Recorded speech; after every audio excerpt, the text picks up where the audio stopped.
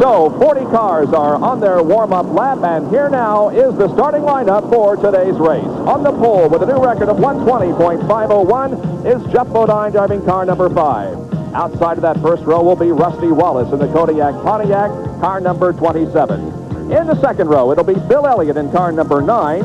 Outside of that second row, Terry Labonte in the Budweiser car number 11. Row number 3 has Ricky Rudd in the number 26 machine. And outside of that row will be Harry Gant in car number 33. In the fourth row will be Ken Schrader. And alongside him will be Morgan Shepard driving car number 88, the one usually driven by Buddy Baker. Then it's Phil Parsons on the inside of row number 5. And to his outside will be the number 17 car driven by Darrell Waltrip. Richard Petty then will start with Kyle Petty along in row number 6. The seventh row consists of Sterling Marlin and Michael Waltrip. Starting in row number 8, it's number 15, Brett Bodine, and 6, Mark Martin. In the ninth row, we'll have Dale Jarrett and Rick Wilson. Going to row number 10, it's Dave Marcus and Dale Earnhardt. In the 11th row, Alan Kowicki and Joe Ruttman. Row number 12 consists of Lake Speed and Tommy Dillon Jr. In the 13th row, Benny Parsons and Derek Cope. Row number 14 has David Allison and Rodney Combs. Jimmy Means and Mike Alexander start in row number 15. In the 16th row, it's Ernie Irvin and Jocko Majacomo. Row number 17, Ken Bouchard and Patty Moise. In the 18th row, it's Ronnie Saw and J.D. McDuffie. Row number 19, Herschel McGriff and Brad Knopfsinger. In the 20th row, it's Tom Brunzel and Neil Bonnet starting in car number 75, but it will be a yellow number 75, the backup car of Michael Waltrip. Well, this is a very historic racetrack, 2.4 miles in length, and the pole speed, as you can see, 120.501. The race length is 90 laps, the fuel range 35 to 40 laps. Ned Jarrett has a closer examination of this racetrack. It's a demanding 7-turn road course here at Watkins Glen. The front straightaway, past the pit, and past the main grandstand. They're in third gear. But as they head into turn 1, which is a relatively flat turn, 90 degrees, they shift back into second. This is a turn you don't want to get in there too fast. Heading out of turn 1, a short straightaway into turn 2, they shift back into third gear. Another right-hand turn, dips down on the inside, drifts back out to the wall on the outside, and then a left-hand turn. And right here with that slight elevation change, the left front gets very light on the race car. The front end kicks off the ground. And then the long straightaway, this is the only place on the track where they shift into fourth gear. They reach speeds of 165 to 170 miles an hour on this straightaway, and then head into one of the slowest turns on the course, turn number 5. This can be a trouble turn. They shift down into second gear on that turn, and then accelerate very quickly back into third gear, and this is the place where they really wind the engine out. It's very easy to over-rev the engine here depending on the gearing in the transmission. As they head into turn 6, they go into second gear again. And once again, throughout the afternoon, we'll see the left front of the car actually get off the racetrack, setting up for turn 7. Turn 7, a very critical turn. They're in second gear going here, but a lot of passing happens coming off of this turn as they head for home. And so that's a lap around Watkins Glen International Racecourse. And as you can see, the 40 starters are on their pace lap now. And when they come by this time, hopefully we will be getting a start. Doyle Ford will be the official flagman for today's race. Harold Kinder, who has been the NASCAR starter for many, many years, is at home with recuperation from some finger surgery. We hope he's back real soon. But Doyle Ford is about to flag off his first Winston Cup event. He's been a flagman since 1958 and an apprentice to Harold Kinder. This is the first time he will be the official starter. Ned, what do we look for here in the start of this race as they go into that turn number 1? Well, certainly either of these drivers would like to get the jump. Rusty Wallace in particular would like to lead this first lap and pick up a 5 bonus points from Winston for leading a lap. But he knows that Jeff Bodine is going to be ready for him. I look for a good, hard start here. Be interesting going into turn 1. I was talking to Rusty Wallace just after qualification. Talk about a disappointed person. He was faster than Jeff Bodine in the practice, but Jeff somehow found 3/4 of a second that put him on the pole position for today's race. Let's see, however, how Rusty treats this start as the field comes off of corner number 7, and there is the green flag. The Budweiser at the Glen is underway. That's Darrell Waltrip on the left side of your screen, trying to pass some cars going into turn number 1. Let's see how things shake out. It looks like that Jeff Bodine is going to win the battle to that first corner as they go through here 2 abreast. Well, Bodine had the inside. That's the place to be going into turn 1. Labonte has fallen into 3rd position as Darrell Waltrip is flying the inside of the racetrack in an effort to move up through the field. They go through corner number 2. Here is corner number 3. Now very short straightaway heading uphill to corner number 4. You can see the field filing through here. Jeff Bodine is the leader, and look at Bill Elliott, who is challenging now Rusty Wallace for 2nd. He has already passed Terry Labonte to move into 3rd position. So we have Jeff Bodine, Rusty Wallace, and Bill Elliott. Then comes the number 11 car driven by Terry Labonte. So a good start for Bill Elliott as he would like to show his prowess on a road course this afternoon. Bill has run very well on this road course in the past, Bob, but he's never had any luck here. He's had problems of one sort or another, but he does run well here. Looks like it's going to be a very clean first lap. You can see Dale Earnhardt there on the right side of your screen in the black car making a move as everybody else files through corner number 7 and completes lap number 1. It is a 90-lap race. That means just a little less than 200-mile go here this afternoon. Single file formation now into turn number 1 on this lap. The field's ringing through. Looks like we had a nice clean start yet. I don't think any car got off the course, and some passing is still going on. That's Dave Marcus there in car number 71, passing the number 7 car driven by Alan Kowicki. And we're now inside the Dale Jarrett car. The Hardee's race cam providing some pictures for us. Looks like maybe a little oil dry there in that corner, Dad. Yes, there was quite a bit of oil dry. I saw the dust as they went through that portion of the track the first time around, and it's still there. So that gives you a little bit of a vision where as you go through there. Road course racing, of course, is a left and right situation, and it also demands a lot of shifts. And you can see Dale Jarrett shifting gears right now as he downshifts going in to corner number 4. And Bob, speaking of shifts, evidently Rodney Combs had a problem with his car. He's the first one in the pits. He's already out of the pits, but they had the car jacked up as if there was something wrong with the transmission. Good close racing here as Rusty Wallace is right on the back bumper of Bodine. Let's see if he can make a pass. He looked to the inside there in turn number 7. And as you indicated, Ned, during your track description, that is one of the areas that we are likely to see a lot of passing. Corner number 7, coming out of that and then down the straightaway. But Rusty was unable to make the pass, and he is still in 2nd position.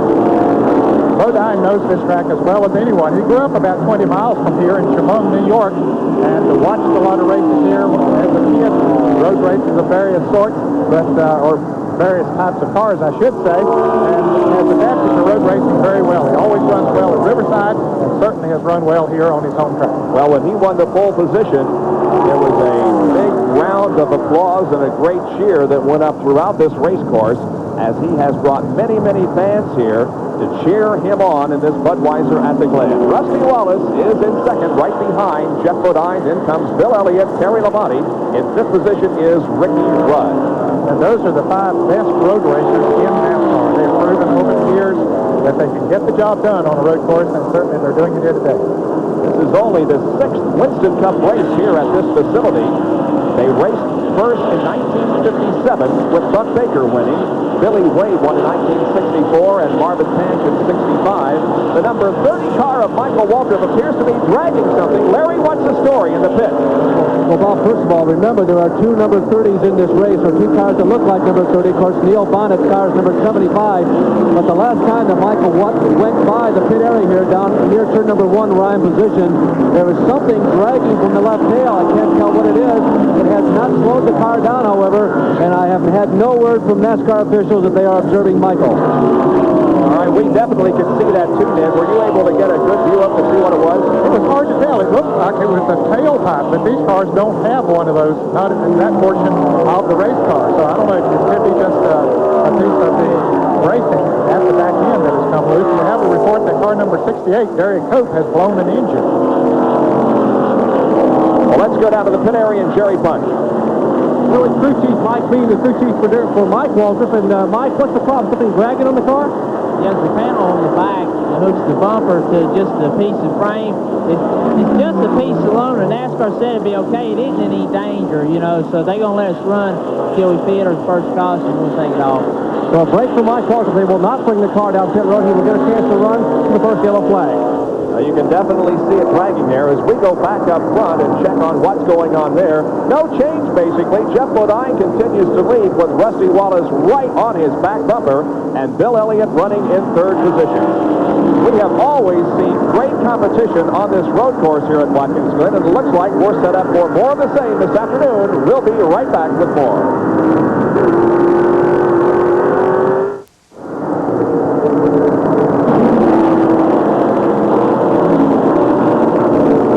Watkins Glen, New York, and it is Jeff Bodine who continues to lead this Budweiser Untitled Chapter. Rusty Wallace runs second, followed by Bill Elliott, Terry Labonte, and Ricky Rudd. Now there's the number 75 car of Neil Bonnet. He has been in and out of the pit area. Jerry Punch has the story. Well, problems continue for Neil Bonnet. He just came in for an unscheduled stop, and I'm standing with Bob Rahilly, one of the car owners. And Bob, what's the problem? Looks like it had a little oil leak, and we stuck up a couple lines, and I think that's what it was. Well, a tough break for Neil Bonnet. Of course, they had to start a backup car, a car they didn't have here. They borrowed one from Mike Waltrip and Chuck Ryder, and now an oil leak and an overheating problem, we're told, so Bonnet may have a short day here at Watkins Glen. All right, but a valiant effort from Neil Bonnet, as after that crash yesterday, there was some real question as to whether he himself would be fit to take part in this event. But he shook off the minor injuries that he had, and he's in that car right now. It doesn't look like the Valvoline number 75, but it is Neil Bonnet who's driving the car that was in the garage of Michael Waltrip. And he went a lap down on that pit stop, Bob, so the pack of cars that he's running, and he's the only car at the moment that is one lap down. So Neil Bonnet will try to move up through the field and try to catch up with these guys. Coming through corners number 2 and 3, the leaders.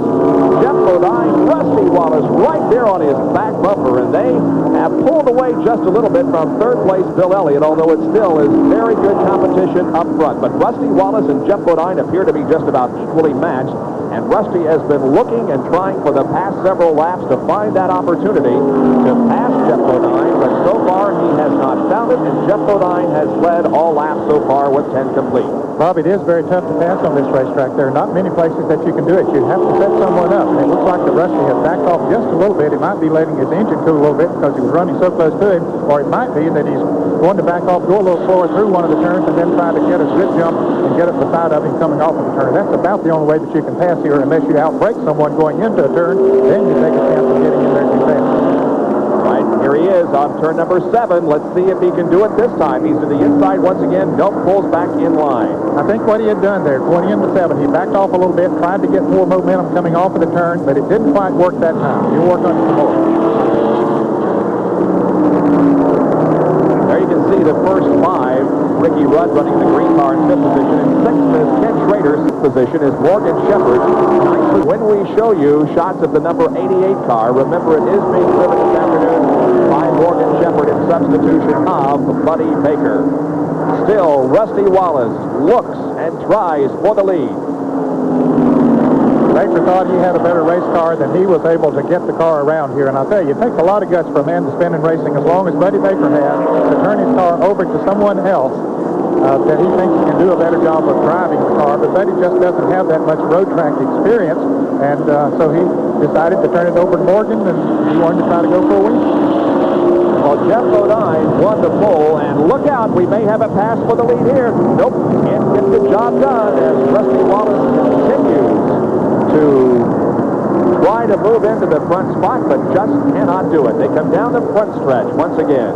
But of course, Jeff Bodine with the top starting position. We asked him earlier the importance of starting up front. It's important to start up front anywhere. You know, the obvious thing, if there's an accident behind you, you're ahead of it. You miss it. Psychologically, it's good for the team. They say, hey, you're the fastest. That's great. They work a little harder. Makes you feel real good. Your competition's a little down. They go around with heads down a little bit because they ain't work the fastest. Other than that, once you start these races, I mean, a guy running 10th can be the fastest car in the race. Just because you're the pole guy in qualifying doesn't mean you're going to be the fastest car in the race. So you have to watch out for that. You can't get too confident. You still have to go back in here and go to work to get ready to race. All right, so there is Neil Bonnet in the pits once again. Once again, we go to Jerry Punch. Problems continue for Neil Bonnet. The Bessemer, Alabama driver brings the Valvoline Pontiac back on pit road. Again, it is overheating. They are continuing to have troubles. The car missing significantly on the backstretch. The car was running very slowly. He just was able to creep back to pit road. They put some water in it. They put a couple of cloths around the front of the engine compartment, and Bonnet certainly having his troubles. He will be able to go back out, but how long he stays is anybody's guess. So tough luck for Neil Bonnet as he sits in the pit area and waits for the repairs to hopefully be made on this car that will allow him to get back to competition. And coming into the pits now is Morgan Shepard. This would be an unscheduled pit stop for him. He was running in the top 10 before he came in the pits, and we'll see if we can pick him up. There he is, Morgan Shepard coming into the pits, and they're going to the left side to change those tires, and this is earlier than he should be coming in, Bob. Tires should not be a great problem here. Of course, it's possible that he ran over something and cut one, and that's what put Neil Bonnet into the wall in practice yesterday. He blew the left front going into one of the turns. Morgan Shepard will be able to get back out and stay in the lead lap. However, we mentioned earlier that Rodney Combs had made an unscheduled pit stop. He's been back in since then. Rodney has gone a lap down. Just a great effort by Morgan Shepard in qualifying that car for 9th position at 118.942 miles an hour. By the way, the first 18 cars broke the previous track record, led, of course, by Jeff Bodine. Well, when you talk about, we have a spin involving Ken Bouchard in car number 10. Ken Bouchard has slid off course in turn number 1, trying to get the car back onto the racetrack. When he finds the traffic clear, he will do so. There he is going back out onto the course, but Ken Bouchard has lost several positions by spinning down in corner number 1. That's where the leaders are headed right now, is down into turn 1. Of course, he's spun off the track, Bob, and it should not have affected them. There he is back out on the racetrack. He's some 4 or 5 seconds ahead of them, and as that was happening, Patty Maurice, the only lady driver in the field, was coming into the pit. She has gone a lap down. It's a 4-tire change for her. And still up front, it is a good battle. Now Terry Labonte has gone into 3rd position, and Bill Elliott has dropped a couple of spots, as a matter of fact. That's Bodine into number 5, 27. The green and white car is Rusty Wallace. The number 11 red and white machine is driven by Terry Labonte. And here's another spin. This is the number 31 car driven by Joe Ruttman, the Slender Used Figure Salon Oldsmobile that has gotten off course and kicked up some dust. Morgan Shepard went by him there. Of course, Ruttman, an accomplished road racer. He has a lot of experience and winning experience in Riverside, California. He grew up in Upland, California, about 15 miles from the track. Let's see if I can pick up Joe Ruttman's spin, Dale Jarrett's Harges machine, as Mark Martin moves around Dale Jarrett. And there you see Ruttman getting off course, going into the turn and sliding around out on the grass. And I believe we've had a change of position here. Rusty Wallace has gone into the lead, and Terry Labonte is going to move to 2nd position, dropping Jeff Bodine back to 3rd. Rusty Wallace takes over the lead. Labonte 2nd. Now Jeff Bodine is 3rd, followed by Ricky Rudd in the green car. So Wallace is in the lead. Well, he was just waiting for an opportunity, and all Jeff Bodine had to do was make one little slip, and Rusty was there ready to make the pass. Now, they've been running awfully hard since the green flag dropped off, and they're getting those tires off a lot. They punish the tires a lot here, sliding them through the turns, and as they heat up, here's another spin at Phil Parsons. I think this could be an incident of contact with the guardrail. Maybe not, but Phil Parsons is close to that Armco barrier there on the left. If he did not hit it, he came very, very close. Phil Parsons in car number 55 gets things going once again. And yeah, I think he did have at least slight contact with the barrier. Yeah, it looked like the left rear part of the quarter panel was bent in a little bit, but he has her going again. Well, that's one of the nice things about a road course. You can slide sometimes a great distance to reduce your speed before you do come in contact with any kind of a barrier. So the damage to that car, not quite as much as it would have been perhaps on an oval. See some cars on the left side of your screen making some pit stops. Meanwhile, the leaders continue on the racetrack as we'll begin to see some pit stops around the 30 lap mark. Rusty Wallace is the leader in the Kodiak Pontiac, and here is Bill Elliott in the pits, Ned. He was one of those cars that was coming into the pits. Let's go to Larry Neuber. Well, Ned, remember that Bill was dropping back. He was running comfortably in the top three. He saw a couple of people like Ricky Rudd go by him. So they're first of all going to the left side because we run clockwise here. That's the tires that get the most abuse here on this road course. Now they're going to the other side, the right side of the car. It's a 4-tire change on Bill Elliott. We have Benny Parsons off course. I don't know whether he has spun or whether the car has just quit running on him. I think the car's quit running on him. I think he has an engine blown on that car. It's a tough luck for Benny. Boy, he has had a tough year in 1988. Well, he really is. The Judy Donlevy car and Benny Parsons have not been as successful a combination as we had hoped it would be. And Benny's Bullseye Barbecue car, number 90, is off the racetrack, and the yellow flag has come out. Doyle Ford, the official starter, waves the yellow flag, and we have a full course yellow now to perhaps clean up some oil that was laid down by Benny Parsons. Here, meanwhile, limping into the pits is Bill Parsons. Well, he stayed out on the racetrack and went on around, but he certainly welcomes this if he can get back. You can see that he has a flat tire on that car. The left front is flat. If he can get back around, he stayed in the lead lap after we saw him up against the guardrail a little bit earlier. And if he can get back and catch up to the field, he can stay in the lead lap. But sometimes the tire flapping like that can do a lot of damage to the front end of it. And you can see that Rusty Wallace now, the leader, has come in for a pit stop. Looks like they're pulling the sheet metal away from the left rear tire of that car. But the leader, when we went yellow, Rusty Wallace, now is for service in the pit area. Back with more right after this in Watkins Glen. Bob Jenkins, Ned Jarrett, Larry Neuber, and Jerry Punch back at Watkins Glen International Raceway. And we have had some excitement in the opening laps. We are under a full course caution at the moment because of a blown engine by Benny Parsons. But Jeff Bodine led the early going, and then it was Rusty Wallace's turn to come from second position and pass Jeff Bodine. Bodine just opened the door and left. Going into the turn, Rusty slipped in there. He'd been waiting for that opportunity since the green flag dropped, and he moved right around, and looked like Rusty maybe scraped the rail just a little bit as we saw the dust fly. And Benny Parsons also with a problem as we got the shot from Dale Jarrett's car, the in-car. There's Benny on the right side of your screen. You can see the big puff of smoke coming from that car, and a fire, as a matter of fact. And at that point, Benny Parsons pulled the car off the racetrack, perhaps sliding in his own oil just a little bit. He's pulled off the track now, and that's the reason for the full course yellow. Well, let's go for a further report to the pit area. Here's Jerry. Well, Bill Parsons just came in a minute ago in the Skull Plastic Oldsmobile. His left front tire was completely shredded. They had to hold the car up before they could get a jack under to jack the car up and change tires. A big concern here in the pits has developed in the last 3 or 4 laps. We've seen a number of cars spin. We saw an unscheduled pit stop for Morgan Shepard. The problem, well, it's tires. The left rear tire that came off of Morgan Shepard's Red Baron Pizza Oldsmobile was completely blistered. Likewise, the tire that came off Rusty Wallace's car was also blistered. In fact, Raymond Beadle told me a minute ago if the yellow had not come out, it wouldn't have made any difference. And Rusty was going to pit the next time by anyway because he thought he had a left rear tire going down, or at least coming apart, and indeed it was, completely coming apart. So was Jeff Bodine's left rear. So concerns about tire wear already here in the pits. Let's go to Larry Neuber. Well, Jerry, I'm standing by in champion Dale Earnhardt's pit, and he does not have a blistering problem that has developed down here, but this is the tire that just came off of one of the 4 corners, and you can see these 2 holes. This tire has been bullseyed, but for some reason it kept its air, and Dale did not report back to the crew that he had a tire going down. So this tire remained kept its integrity, didn't go down, but it obviously had some abuse. All right, thank you, gentlemen. So tires playing an important factor in the early going of this race. We are under caution at Watkins Glen International Racecourse, and we'll be right back with more of the Budweiser at the Glen. We are back at Watkins Glen, and the caution flag remains out. The field is in single file formation under reduced speed because of the blown engine suffered by the Benny Parsons car, and they're cleaning up the racetrack at the moment.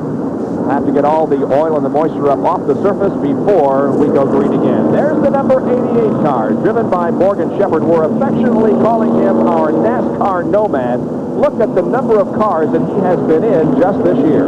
6 different cars. He's a designated driver, and his name is certainly at the top of the list among many teams for 1989 because every car that he's been in this year, Bob, he has run very, very well. But there's a lot of speculation going on in the garage area, who's going to do what. In fact, I think there's more speculation on who is going to be in what car in 1989 than there is about who George Bush is going to choose as his running mate this weekend. Well, it seems like that when one driver makes a choice, that's going to cause a chain reaction and a domino effect.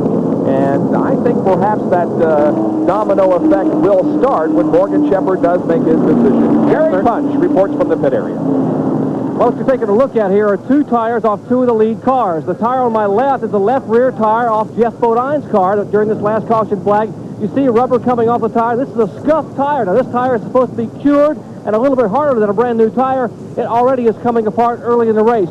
This, on the other hand, is the left rear tire off the Rusty Wallace car. So both these tires coming apart. The exact same picture on Morgan Shepard's car a few minutes ago when he made an unscheduled stop. Likewise, the left rear tire showing a tremendous amount of wear and rubber peeling away. So possibly trouble early with tire wear here at Watkins Glen.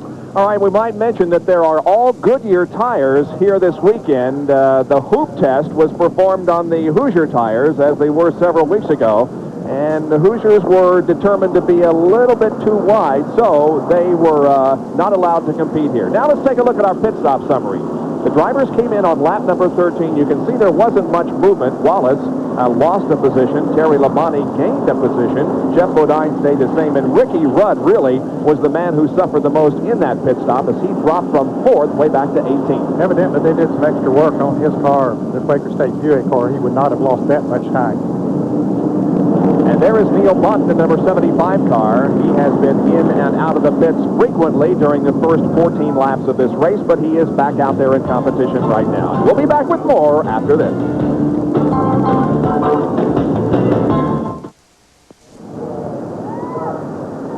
The yellow remains out at Watkins Glen. However, as you can see, the lights on top of the pace car are out, and that means that this time around, they will be receiving the green flag, and we will be getting back to action. Now, there's the number 26 car driven by Ricky Rudd.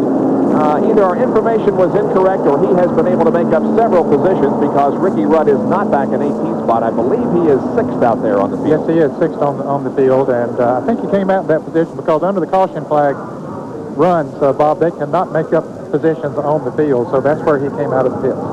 So Ricky Rudd is poised, as are the others, to stand on the accelerator and restart this Budweiser at the Glen. And Bob, before they restart, let's let the fans know that Bill Elliott, Morgan Shepard did not lose laps when they made pit stops during the green flag. You can do that here on the road course and not lose a lap, so they're still in the lead lap. While we have the opportunity, hurry back, Bobby. Allison, who is continuing to recuperate near his home in Bessemer, Alabama. And Bobby, this is our first race that we have televised on ESPN since your injuries. We miss you, and we hope that you'll be back with us very soon. And from all indications, the progress that Bobby Allison has made has been nothing less than phenomenal. And certainly we're very happy about that. And I feel we're going to see him back behind the wheel of a race car next year at least. Or at least in the cockpit of an airplane, because I know he enjoys flying just about as much as he does racing. Sure does.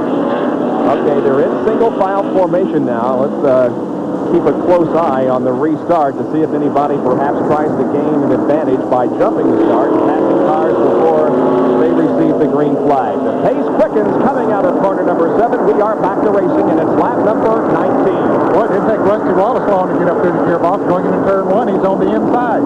And he's got the lead going into turn 1. Rusty passes Terry Labonte. Wallace leads. Labonte is second. That's Jeff Bodine running there in third position. Those three cars have certainly been the dominant ones here in the first 19 laps of this race. And right now, Rusty Wallace is the leader. That is Bill Elliott running there in fourth position behind Jeff Bodine. Of course, Elliott was very strong in the first part of the race. Then we saw him drop back a little bit. Of course, we know the reason now, that he had blistered a tire. And Bob, I mentioned at the top of the show that tires should not be a problem here today, but already we've seen some tire problems. A little unusual on a road course. Well, it is very hot here this afternoon, and the sun is, although not shining brightly, it's certainly creating enough of a heat maybe on the racetrack that could be a very definite cause of the tire problems that we have had. There's some good close racing going on. Darrell Waltrip and Sterling Marlin, as Marlin looks to the inside of Darrell and trying to pass him, and now falls back behind Darrell. 44 car driven by Sterling Marlin. That is the battle for 7th and 8th position now. Here's Daryl trying to take the position away and doing so from Ricky Rudd. As a matter of fact, and here comes Rudd into the pit, so something went wrong with Rudd's car. Here he is, moving in. Tire going down or something. That's certainly an unscheduled pit stop for him. We'll follow him into the pit and see what they do to the car. And they are going to the left side to change those tires. So evidently he had a tire going down. And it happened right there as he lost the positions in turn 7. And when Darrell Waltrip and Sterling Marlin shot by, he dove to the inside and came into the pits for the stop. Now let's see if they go to the right side of the car and change rubber there also. Yes, indeed, they are. So it's a 4-tire change for Ricky Rudd. Let's go to Larry Neuber for a report on the tire situation. Oh, Ned, you know, before the race, all the drivers to a man were talking about what will win or lose this race is brakes and brake abuse and how one driver can save the brakes perhaps a little more than the other. Now, Ned, with all these tire problems, it really multiplies that brake situation because as tires go away, apparently there's a possibility every 10 laps as Terry Labonte now takes over the lead. As tires go away, perhaps periodically, the drivers are going to have to use the brakes even more than they had planned before the race, as we see also Jeff Bodine now make a move up. That's really going to put a premium on brakes, Ned, and even more so than all the drivers predicted that brakes would determine the outcome of this race. They could really do so now. No question about that, Larry, and it could be that Rusty Wallace is realizing that and backing off a little bit. I don't believe that he has a major problem. We'll wait and see, but I believe that he's just cooling a little bit now that he has led those couple of laps. He has the 5 bonus points for leading the race. Well, that's a good point. Rusty has lost 2 positions. Make that 3 positions, falling all the way back to 4th spot, but maybe he is just playing a little bit cautious here, conserving the tires, conserving the brakes, and then waiting for the opportune moment to make the charge late in the event. Racing going on here. That's Kyle Petty in the white, red, and blue car to the left as he passes Harry Gant. Of course, that story earlier this week, a big one in Winston Cup competition, as Kyle Petty and the Wood brothers have announced their separation for 1989. Kyle certainly not holding anything back right now. He wants to be impressive to any other car owners that might be looking at what's going on there because he is looking for a ride. Well, let's replay how Ricky Rudd lost 2 positions very quickly. Watch Darrell Waltrip and Sterling Marlin go inside to pass. Ricky, it looked like that he might have locked the brakes up for just a moment. The car got a little bit squirrely. It was weaving back and forth. He had to get it slowed down before he started making the turn, and that was just enough of opening for Waltrip and Marlin to go by. Rudd, of course, came in for a 4-tire change, back out on course right now. Terry Labonte, Jeff Bodine, Bill Elliott, Rusty Wallace, Ken Schrader, Darrell Waltrip, then Sterling Marlin and Kyle Petty. That's the way they're running.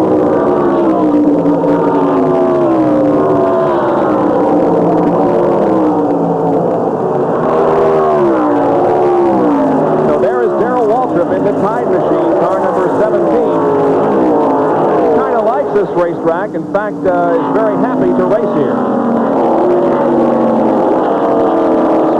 Smaller track, a lot of arm pull around the racetrack. Really get your attention, especially a guy like me that's kind of been off the course at Riverside a lot of times and out in the dirt and able to get back on and keep going. You can't do that here. This track's pretty narrow and it's pretty well protected as far as guardrail is concerned. So I think that's probably the thing that keeps me from being any quicker here than I am a lot of times. Just the fact I know if I go off, I'm going to hit something here out of the race. So I try to use a little bit different technique here than I do maybe at Riverside. Those are the comments from Darrell Waltrip. Here's Rusty Wallace moving inside once again, looking inside, not able to make a move on Bill Elliott, who is running right ahead of him. But Rusty Wallace certainly has shown himself to be one of the strongest cars on the track, but he has fallen back now to a 4th position as we have completed 23 of the 90 laps here at the Budweiser at the Glen. An enormous amount of people on hand for this event. The stands are very nearly full, and there are just thousands of people in the infield. Certainly one of the prettiest racetracks on the circuit, and as you mentioned at the top of the show, a pretty part of the country to come to, and there are a lot of southern fans that come up here because they don't get to see road racing in the south. Here we see Kyle Petty continue on the charge. He's really putting the Simcoe forward up through the field. Let's go for a report from Jerry Punch.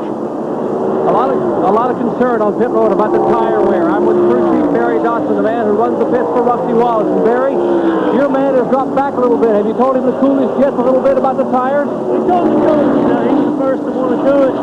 We had a problem while ago with the left sides. I think just about everybody did. We told them we've already led a lap. Let's take it easy. We were taking it easy when we had a problem. Hopefully it'll get better. Goodyear's working on it, and we're working as hard as we can on it. Just take it easy. Well, the Goodyear engineers have been here looking at all the tires. Let's go up pit road to Larry Neuber. Larry? Well, Jerry, one of the drivers and teams that have not led a lap yet today, Darrell Waltrip and Jeff Hammond's tie group. Now, because you guys have not led a lap, it seems like everybody else may be backing off just a little bit, concerned about tires. Will you guys go to the front? No, right now, basically, we're probably going to do about the same thing.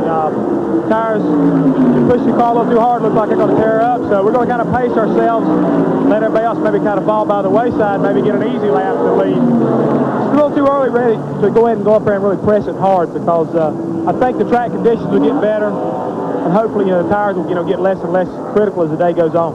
Jeff, on the super speedways recently, you guys have been Mr. Speed. You have been the man to beat.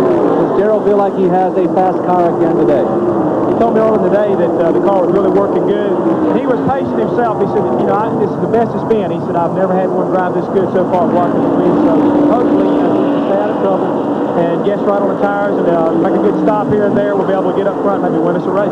The Darrell Waltrip comeback continues, Bob and Ned. All right, he is running in 8th position at the moment, Darrell Waltrip, and we saw Rusty Wallace trying to assert himself just a little bit in that corner, but perhaps just looking because he continues to run in that 4th position. There's Jeff Bodine, who is second to the leader, Terry Labonte. Bill Elliott is third, and then comes Rusty Wallace. Back with more from Watkins Glen, New York, after these messages. It's a very busy pit road at Watkins Glen as we're under a caution once again because of an accident involving Jeff Bodine. Here's the pit work, though, on the Rusty Wallace car as they change rubber on the right side. Jerry punches there. Well, they've already changed left side. Right side tires on it, and you got to be very careful as Rusty just about gets center punched by Joe Ruttman as they're coming out of pit road. And a lot of action on pit road, a very tight pit road. A couple of cars trying to pit, and cars are being stuck now as Ruttman can't get his car into his pit area. Morgan Shepard is there. Parsons is there. Extremely congested area here on pit road. And here's Jerry again trying to slide by. Martin just about taps him. Gets his car sideways. I tell you, I wouldn't want to be down here and try to work out this. A tough way to do it here on a Sunday afternoon. Well, as you can see, the action calms down just a little bit as most of the cars have completed their service and get back out onto the racetrack. But boy, we saw some real heavy action there in the pits.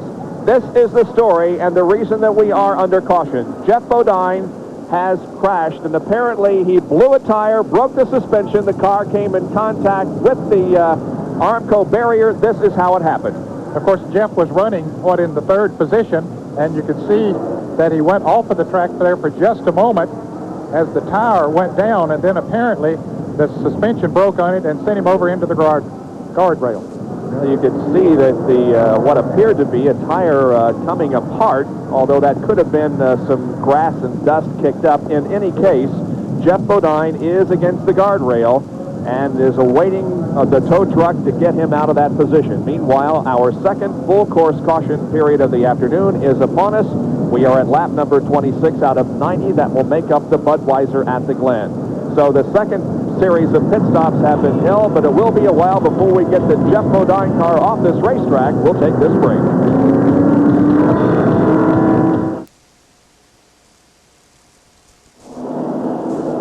Well, here is the rescue action at the Jeff Bodine car as the wreckers and the ambulances have arrived on the scene. He appears to be in okay condition. We will again show you what happened as Jeff Bodine got off course and then into the guardrail. It looks like that a piece of tire might have blown off of his car there, Bob, and he got him over in the grass, and then it looked like he had it under control for just a moment, and then he slams into the guardrail on the left side. Of course, that's very close to the driver over there as well, because I'm sure that he had braced himself for that.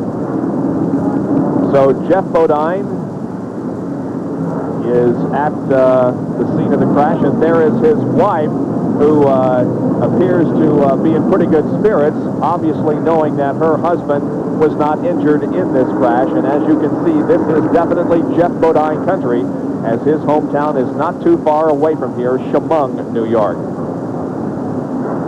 And while we're still talking about those that we wish were here. Bobby Allison certainly on that list, and he has visited victory lane many times, of course, in Winston Cup competition. Has never won here at this particular racetrack, but he is part of our Winston Cup replay for this weekend.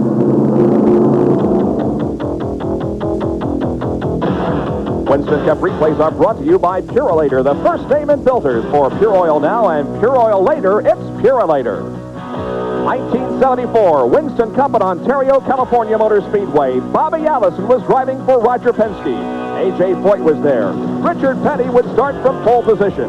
When the green dropped, Foyt in yellow would challenge Petty for the early lead, with David Pearson watching from third. That red, white, and blue number 12 is Allison in fourth in the AMC Matador. The record-setting pace in the first half of the event will be slowed by Buddy Baker's crash off turn 4. As the grind continued on the track, identical to Indianapolis, Penske watched as Bobby brought the Matador in for a pit stop. This late race caution slowed the pace once again, and it would bring in those running up front. Foyt was in for tires and fuel, and Petty made a brief visit. When racing resumed, Allison fought it out with Foyt, who had won here 2 years ago. But A.J. would need an extra pit stop, costing him a chance at victory. And the attrition rate continued. Richard dropped out late with a mechanical problem. Allison then was home free. It would be one of 4 wins for the Allison Penske team. Hurry back, Bobby. We want to see you again in victory lane. And there is son Davey, who continues to be in this race. And again, Bobby gets well soon. We hope to see you before the end of the year. Back with more from the Budweiser at the Glen right after this.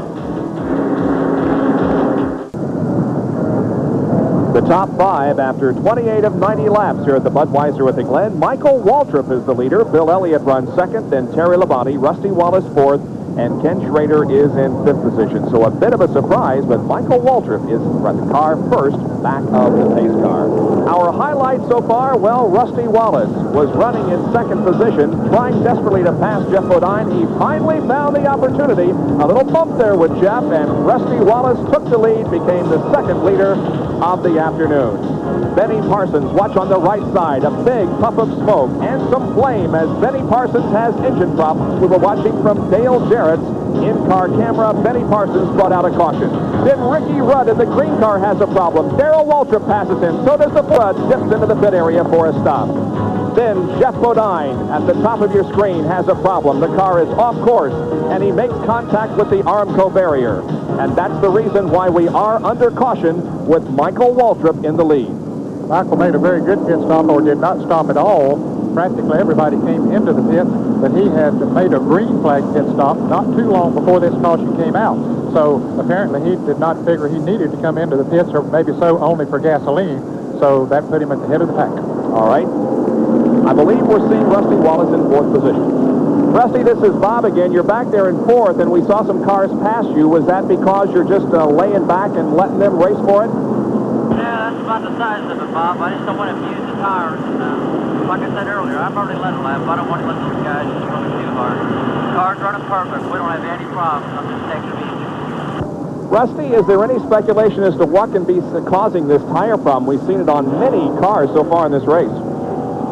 Well, I really don't know, Bob. It's kind of a hot day out today, and that's really hard on tires. We need a little bit of overcast skies to help the situation out. So I'm just going to let it up to the crew right now to figure out what they think the best thing to do about it, and I'll just drive the car. All right, Rusty, we'll continue to keep an eye on you. So the caution remains out as we are nearly 1/3 through this race. There is the car of Jeff Bodine. He's still sitting in it. I have a feeling that he's just getting a free ride home, and the crew may take a look at that car, bend out the sheet metal, put some new tires on it, and we could see Jeff Bodine back in this race in just a few minutes.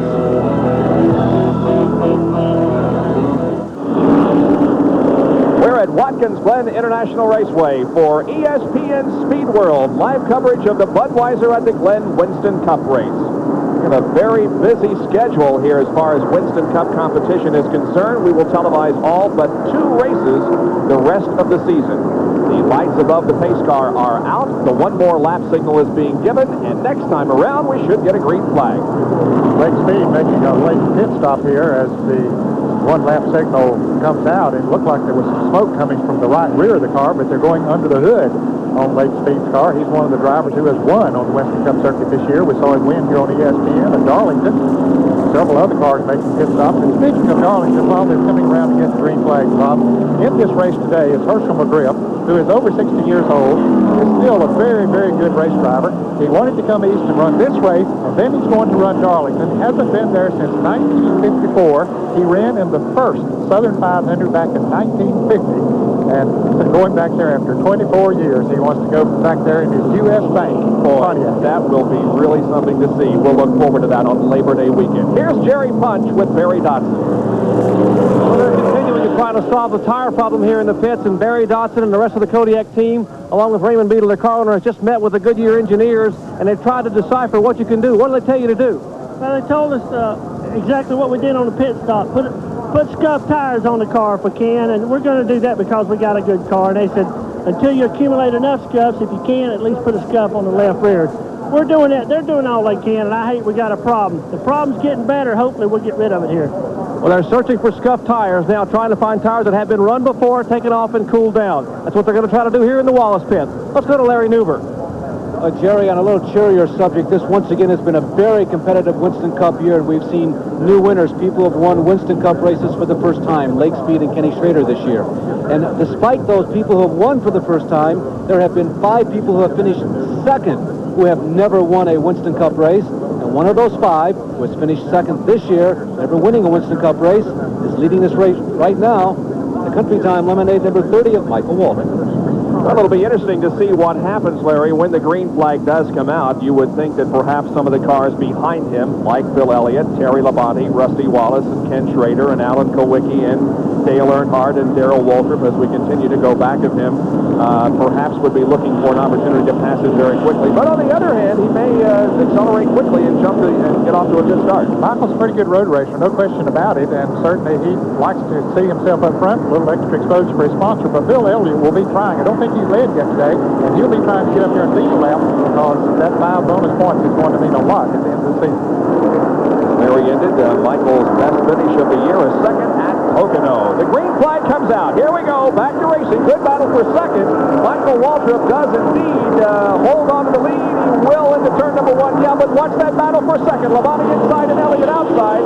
Elliott makes the move and has second position. Labonte third. Here comes Rusty Wallace, and that is Darrell Waltrip. They're in the orange and yellow Tide machine alongside with Dale Earnhardt. So a couple of old veterans and friends slugging it out here. Dale Earnhardt now with the advantage, and now Sterling Marlin in the 44 car runs alongside of Darrell Waltrip. Dale Earnhardt started back in 21st position here today. Pit stops has helped to get him up there in the front pack. All right, they go down the backstretch, and now we do have a change of lead as Elliott has gone into the lead. But look at this battle between Sterling Marlin and Darrell Waltrip. They have been together just about all afternoon. You remember a few laps ago when they were running with Ricky Rudd, and now here they are together on the racetrack again. Darrell Waltrip and Sterling Marlin. Look up front, though. That's Bill Elliott, who has passed Michael Waltrip and taken the lead. So Elliott will get credit if he crosses the line this time, leading 5 bonus points.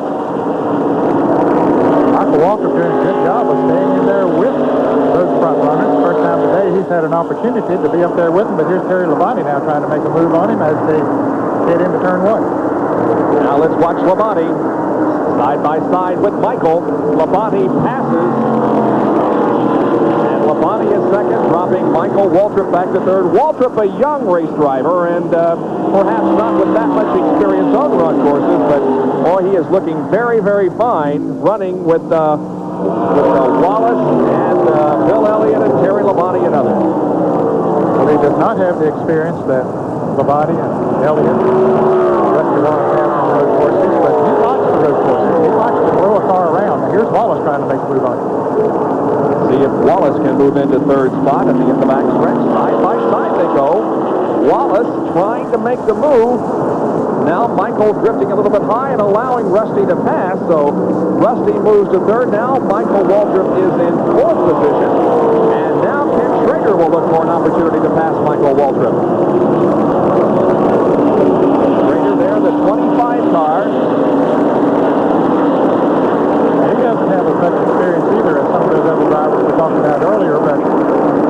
he was a good dirt track driver before coming on the Winston Cup circuit. And I think someone who can drive on dirt also makes a good road racer. Well, that's a good point because certainly Rusty Wallace grew up and got a lot of experience on the dirt tracks before he came to the Winston Cup competition. And he is the king of the road courses, so to speak. Wallace now in third. Michael Waltrip is in fourth position. Then comes Schrader and then Dale Earnhardt, who hasn't run way up front yet, but has been in the top 10 all race long. Especially starting as far back as he did. He worked his way up through there on the racetrack, and he picked up more positions actually in the pits, Earnhardt did, than he has picked up on the racetrack. But that's the part of the racing game, is getting in and out of the pits. And Richard Childress and his crew, they're no better on the circuit. And you can see that Kit Schrader did pass Michael Waltrip. Now Dale Earnhardt in the black number 3 car will look for a chance to do so. Michael has dropped back to 5th position. Here comes Earnhardt, though, to the inside, going into the corner. Side by side with Michael. They run through there. Now Elliott, rather Earnhardt, coming out of the corner, grabs the advantage, and he too passes Michael Waltrip. Michael's tires are not quite as new as the others because, as we mentioned, during the caution, he had made a green flag pit stop, and everybody else came in the pit, so that left him up front, car number 30. Let's go to Larry Neuber to pit. Well, Ned, in my informal canvass of the pit area, I have found one of the potential front runners of this race who has not had tire problems, and that could be significant if that lasts all day long. This man finished 3rd at Riverside. He's a very good road racer. They've had a struggle this year. He's right now ranked 6th in short track points.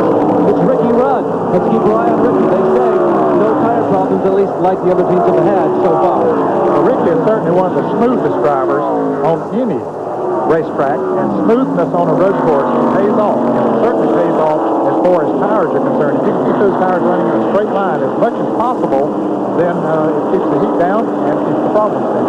Rudd is 9th on the field. There he is coming out of the corner. Behind him is the 21 car of Kyle Petty. He's in 10th position. Let's run down the top 10. There's Bill Elliott, Terry Labonte, Rusty Wallace, Ken Schrader, Dale Earnhardt, Michael Waltrip, Sterling Marlin, and Darrell Waltrip, Ricky Rudd, and the 21 car of Kyle Petty. Now we see Sterling Marlin trying to make a move on Michael Waltrip in corner number 7. They come out of that corner, and Michael still has that spot. That's Darrell Waltrip there on the left. Racing alongside of Sterling Marlin. Let's see how this battle shakes out as they head for turn number 1. And Daryl, I believe, is moved up 1 position. Daryl is driving a very smart and a very careful race. He's not going to abuse that car any more than he has to stay in there. So at the end, the last 50 miles or so, that's when you'll see him really know that the car's still under him. Waltrip has moved up to 7th position, passing Sterling Marlin now. The 26 car of Ricky Rudd is alongside of Sterling. They go into the corner with Marlin still holding on to that 8th spot, but Rudd is right there, and so is Kyle Petty. Now back up front, we have Rusty Wallace moving his car back and forth, seeing if there is an opportunity to pass, but for the moment it is Bill Elliott holding on to the advantage. He is our 5th leader of the afternoon. Terry Labonte is 2nd, Rusty Wallace is 3rd. Back with more from the Budweiser at the Glen right after this.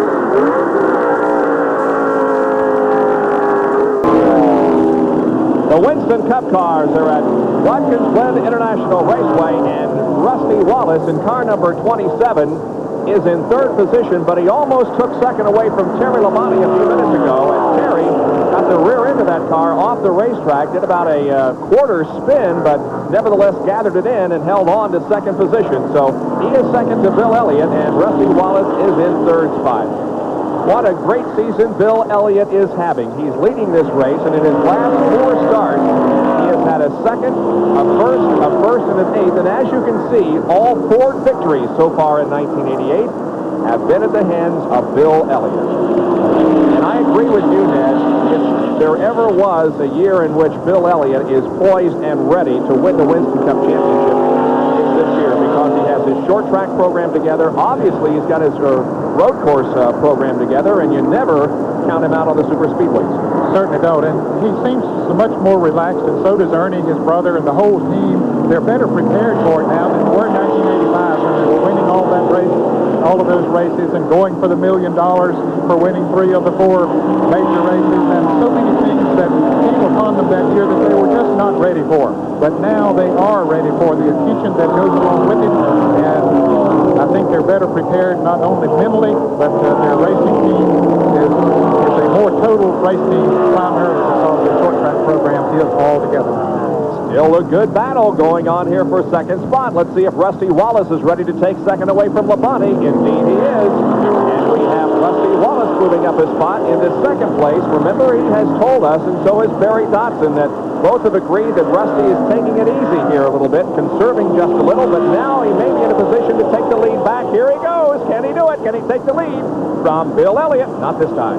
He just can't stand it, Bob. He can't. That car will run, and he just can't stand to be back there. And I know how he feels. It is tough if you got a car that'll do it, to sit there and baby the car. You just got to put it up there.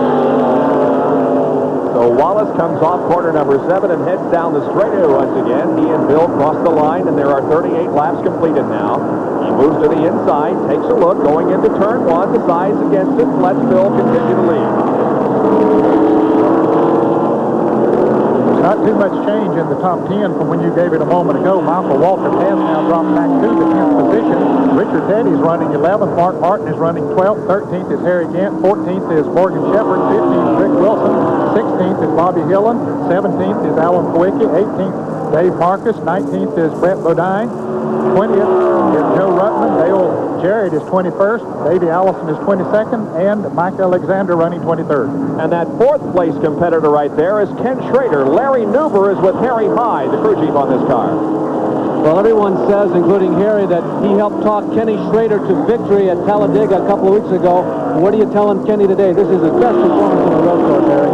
Well, I'm telling him to use his foot real cautious, stay easy on the brakes, be as smooth as he can, because he's not a real, we don't think a real road racer yet, and we're still in training, so I'm telling him to do everything on the conservative side. Well, Bob and Ned, I think that Kenny may be a little quicker than what he's showing right now. Everybody's holding back just a touch. Well, it's certainly good to see Kenny Schrader visit victory lane for the first time in his career, and what an exciting win it was a few weeks back in Talladega. So Ken Schrader has his first Winston Cup victory under his belt, and now perhaps they get a little bit easier. He's 4th right now here at Watkins Glen. And here comes a car into the pit area. That appears to be Rick Wilson. Unscheduled pit stop for him, and it looks like it's a tire problem for Rick Wilson, and Brett Bodine coming into the pits behind him. Brett, they will go to the right side on that car, and it looks like there might have been a little smoke coming from that car, but they are changing the right side tires. As they look at the left side tires, they're changing left side tires on Rick Wilson's car a little further down pit road.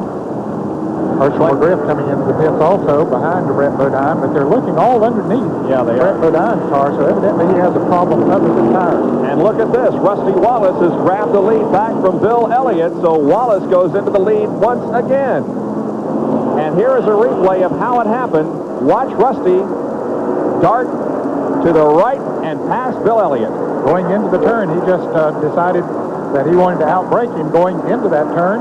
He waited for just the right moment and dived down on the inside, took the lead. Of course, Elliott didn't fight it too much, Bob, going into that turn. He doesn't want to take any chances this point of the race either. And we have a spin involving, I believe, the number 70 car, J.D. McDuffie. It is off course, and you can see the corner workers are right there. Now, that yellow flag that is being displayed by the corner workers indicates that there is a yellow in that section of the course only. You can't pass right there, but it does not mean that there is an overall yellow. In fact, the green remains out. So now the battle shapes up for second position as Rusty Wallace begins to pull away just a little bit from Bill Elliott, Terry Labonte, Ken Schrader, Dale Earnhardt, Darrell Waltrip, Kyle Petty, Sterling Marlin, and others. No, to the inside is Labonte and cannot do it right now. But Schrader in 4th position there is kind of watching everything ahead of him. Boy, if Harry Hyde's telling him to take it easy, he's sort of champing at the bits. He wants to get up there, and here comes Terry Labonte trying again, but can't quite do it this time. But look at Schrader. Schrader down on the inside of Terry Labonte. Who has the advantage as they go into the turn, and it's Labonte on the inside. Boy, this is great racing, though. And Elliott. Oh, Elliott comes in for a pit stop. Into the pit. Here's Bill coming in. They built a little bit of a chicane there on the entrance to pit road to slow the cars down a bit. But after he moves through that chicane, Elliott stands on the gas. Now he begins to brake and slow for his pit crew. And here is Bill Elliott in for a stop. Larry Neuber is right there. Well, Bob, they first of all go to the left side. A crewman is crawling over the wall. They're allowed to only have 6 people, of course, and he's trying desperately to not violate the rule. They check something on the right side of the car, but it was a change of rubber on the left side, and we see another badly blistered tire rolling off the car. I can't tell if it's from the right side, or from the front tire or the back tire. The 63 car of Giacomo has blown a tire, rather blown an engine. The yellow flag, we understand, is coming out, and we're taking a look at the tire that just came off of the Bill Elliott car. Was off the left rear, and it's got some big silver dollar blisters in it, Ned.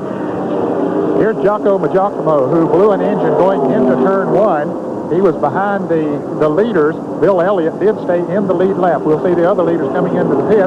Tough break for Giacomo. Had a brand new sponsor here. He's been trying for years to get himself a sponsor so that he could run the full Winston Cup circuit. However, he does not plan to run the balance of the season. Not all of the races, but he hopes to make most of them. But he has Fab, another washing detergent, as we see the leaders come down the pit road, heading into racing. And our congratulations to Giacomo for his sponsorship. Tough luck here today.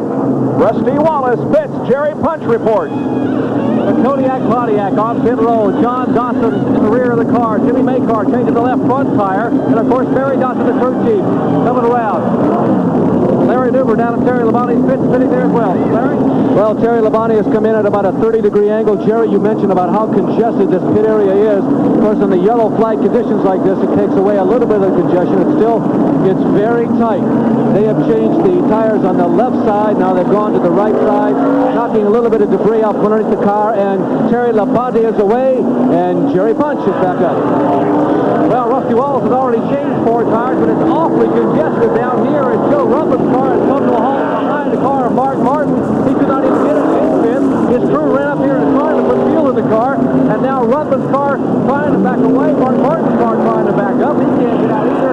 And now Martin's car sits sideways in pit road, and now Mark Martin's wrapped around almost to the track there. I tell you, it's awfully congested down here. Everyone's trying to get those tires in as Mark Martin now moves away. Well, there was a lot of congestion down there in those pits. We saw Richard Petty going out there past some of that congestion. Richard had made a pit stop at the same time that Bill Elliott was in under the green.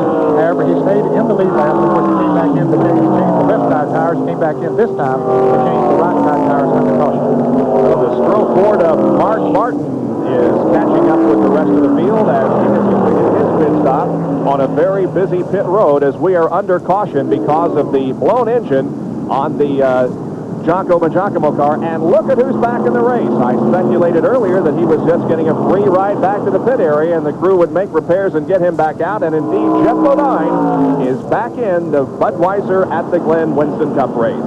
The field is under caution behind the pace car, and we are very close to the halfway point. And the number 04 car of Herschel McGriff is the first car behind the pace car. He is at least a lap down, though, Bob, because he made some unscheduled pit stops on the green flag. But good to see Herschel up front there, at least. It will be quite a story when we go to Darlington on Labor Day weekend and televise for you live the Southern 500 if Herschel McGriff is in the field, because he was in the very first one almost 40 years ago. Back with more right after this from the Budweiser at the Glen.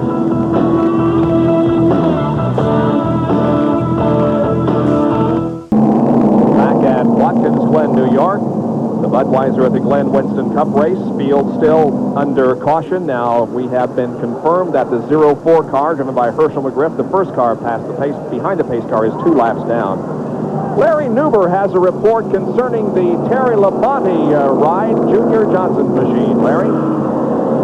Well, Bob, we heard earlier that the Goodyear engineers are recommending that you scuff in the tires. Well, I'm standing by in the Junior Johnson Tim Brewer pit. And of course, they're working on Terry Labonte's car. And there are a number of ways you can scuff in tires.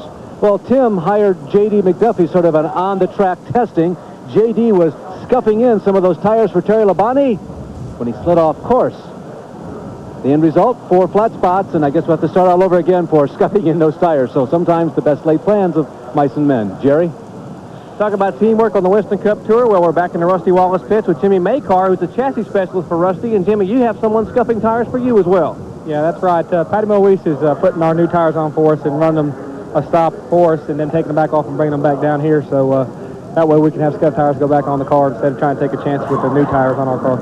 So you buy brand new tires, roll them up to Patty Moise's pits, she puts them on, and what do you tell her to do? I mean, she can't run that hard with them, obviously. Well, she's not driving her car quite as hard as Rusty's driving ours, so the tires aren't going to have as much chance to blister on hers as they would us. So that way we can take them back off, bring them back here. She just does her thing with them, and we get them. Tag team racing here at Watkins Glen, the one of the best chassis men in the business. He's also, by the way, Ned Jarrett's son-in-law, Jimmy Maycar.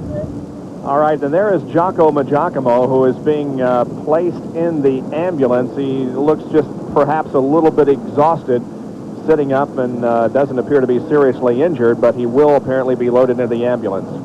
Well, there he is waving, and it does look like he has a leg splint on, but he's okay. We'll find out about that a little bit later. Of course, Jocko was involved in the accident with Bobby Allison and had some injuries in that wreck. He told me yesterday that he's just now really getting his strength back and getting straightened out from that accident back in June. All right, let's now recap the first half of this race. Our Napa mid-race recap shows that Bill Elliott was the leader at the halfway point, having led 11 of the 45 laps. We were under caution at the halfway point, and Bill had pitted on laps 12, 26, and 42. 3 cautions, a total of 15 laps. We'd have 5 different leaders and 8 lead changes. 40 cars started, only 5 have dropped from competition, and there are 29 on the lead lap. Those who have dropped out of competition include Derek Cope, Benny Parsons, Neil Bonnet, Lake Speed, and Jocko Magiacomo.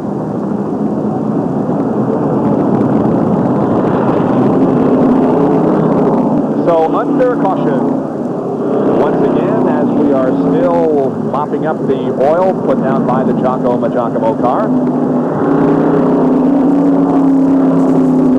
On a road course, it's very important not to run out of fuel because you can't coast back to the pit area in some cases.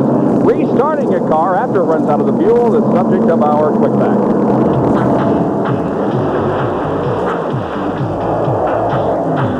Quick Facts are brought to you by Quaker State Motor Oil. The big Q stands for quality. Always has, always will. When a Winston Cup stock car runs out of fuel, it'll come down pit road, and the crew members will refuel the car. But it may not fire right away because there's no gas in the carburetor.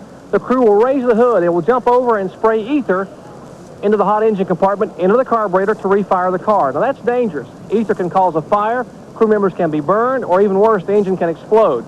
Now what they've done, they found a system where they don't even have to raise the hood at all. This small container filled with gasoline will be hooked to a hose that sticks out the side of the car. It will squirt gasoline through that opening around underneath the hood area this tube raises, goes right in through the breather, drops fuel in the carburetor. The car will fire immediately without raising the hood. There's no danger to the crew members, and the driver is down and away. A safety factor here in NASCAR. You remember Rusty Wallace had to come in for one of those emergency fuel stops last year on the last lap. Are we in a situation we might see that this time, or are we too early? It's a little bit too early, Bob. It depends. They cannot go from this point of the race the rest of the way without fuel. They will have to make one more pit stop, so it depends on whether there's another caution flag or not. So all cars will have to make at least one more pit stop, and our pit reporter, Jerry Punch and Larry Neuber, will keep an eye on that. So we're just one lap past the halfway point now. I'm Bob Jenkins along with Ned Jarrett, Larry Neuber, and Jerry Punch, and we are live from Watkins Glen, New York, and we'll be right back.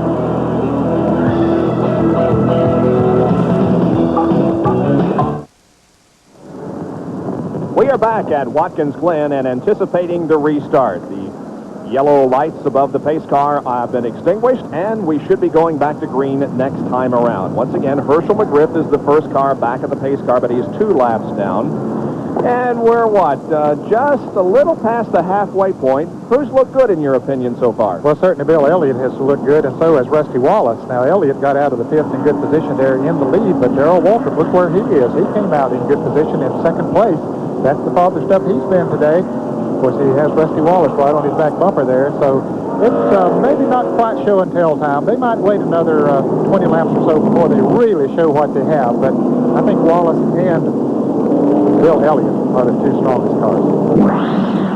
Well, we should be getting a green flag very shortly because the field is coming through corner number 6 now, and And the pace will begin to quicken. You can hear the accelerators being pushed to the floor and the speed picking up just a little as the pace car has pulled well ahead of the rest of the field. Oil Ford, the is poised, watching the cars coming off of corner number 7, and the green flag is out. Here we go. Look at Darrell Waltrip on the left side of your screen in the time machine. He could have the lead. Nope, looks like it's going to be Bill Elliott. Gravity to turn number 1. Elliott wins the race. Darrell Waltrip is second.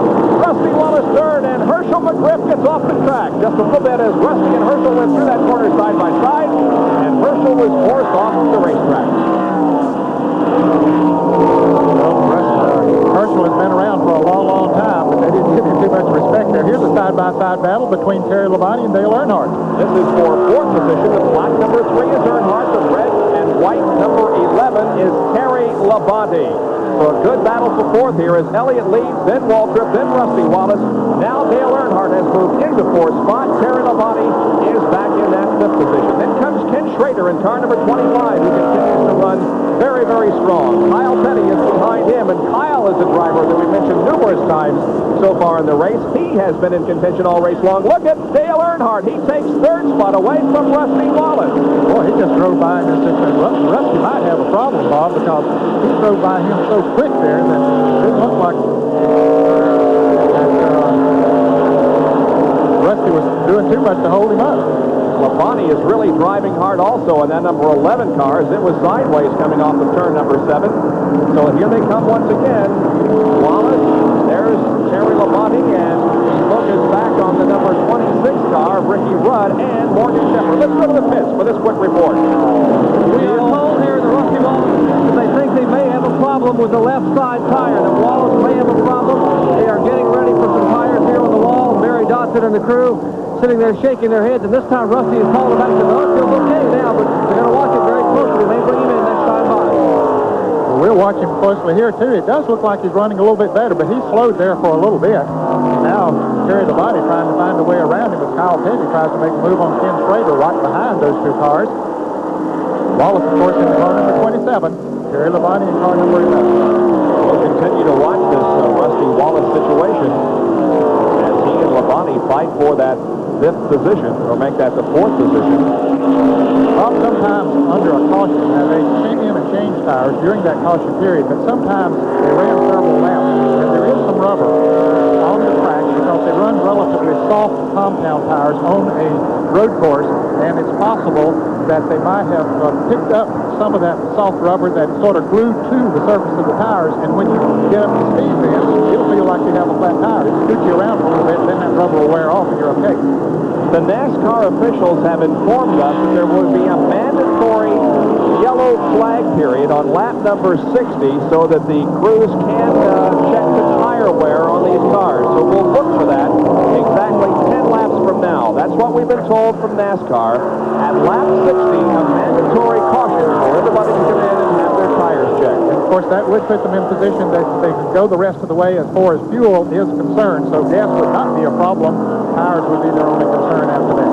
That would be 30 laps from the finish of this race, so it would set up a very exciting finish because everybody would have enough fuel and they could slug it out for the lead. Meanwhile, slugging it out right now, Rusty Wallace and Terry Labonte as they race side by side.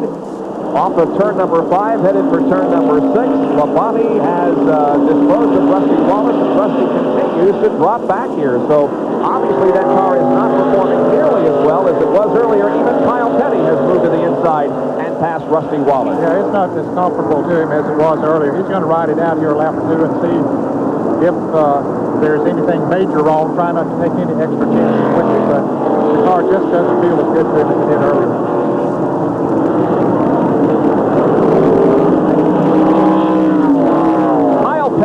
Number 21, I think, is a real story. Here's a guy who has already announced that he will not be back with the Wood Brothers next year after a 4-year association. But man, he has taken that car for all it's worth today, and certainly not letting his divorce, so-called, from the Wood Brothers affect him in any way for this race. Let's go down to the pit area once again.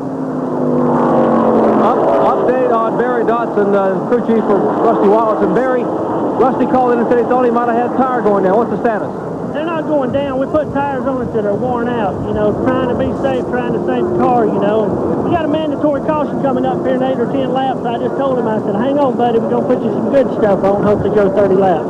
So you hope the tires will make it the last 30 laps after the mandatory caution? Yeah, you don't know what to do. You want to put brand new on, you know, they won't make it. So you want to put, it's going to be borderline. It's tempting to put very fresh tires on, but common sense hopefully tells you not to. Well, they may try to pull a little bit of strategy here, put some used tires on, and maybe they'll make it the final 30 laps. So there is Rusty. Now he has Ken Schrader right behind him in the red Bolger-sponsored car, number 25. Rusty Wallace in the 27th machine started this race in second position, has been one of the leaders, and now we have another car slowing, and that's the number 31 machine, rather the 37 car driven by Patty Moe. So she pulls off the racetrack in that Randy Hope Buick. And that's the car that's breaking in tires for Rusty Wallace. So we've seen two cars.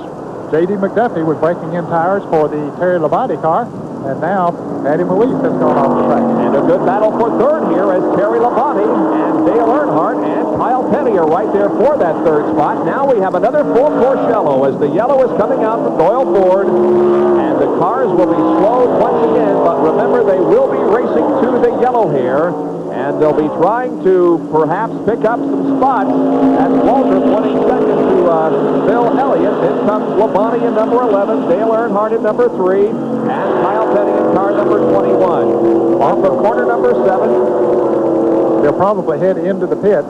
Indeed they are. In fact, they're going to do the tire check now, NASCAR is. They didn't get quite as far as they had intended to, but now that this caution has come out, they'll do that tire check now. Let's go to the pits and Larry Neuber. Bill Elliott is the first one to enter the pits here at this end of the turn, or this end of the pits. We're down near turn number 1, and Terry Labonte comes in right behind him. Bill Elliott, the man who said he had problems during qualifying because of the heat. His 3 wins, by the way, this year have come from an average starting position of 22. So Bill Elliott started uncharacteristically toward the front if he wants to win. Now they're changing tire on all 4 sides, as you might expect, and Jerry Punches following reaction midway through the pits. Likewise, all 4 tires going to Rusty Wallace's car. The car wrapped up, trying to get away, and he just does get out from behind the Mark Martin car. So fresh rubber on Rusty Wallace's car as they move down pit road. All right, Ned, here's the question. They were going to stop on lap 60, and that would have given them enough fuel to run the race. They stopped 7 laps before that. We've got 37 to go. Can they complete the distance on that amount of fuel? It's going to be close. We said at the top of the show they could go 35 to 40 laps on this road course, and of course they packed every ounce of gasoline in there that they could get, and I think most of them can make it from here on. But we could very well have a situation like last year when Rusty Wallace had to come in for a splash and go, but he still won the race. We are under caution once again at the Budweiser at the Glen Winston Cup race from Watkins Glen, New York. We'll be right back.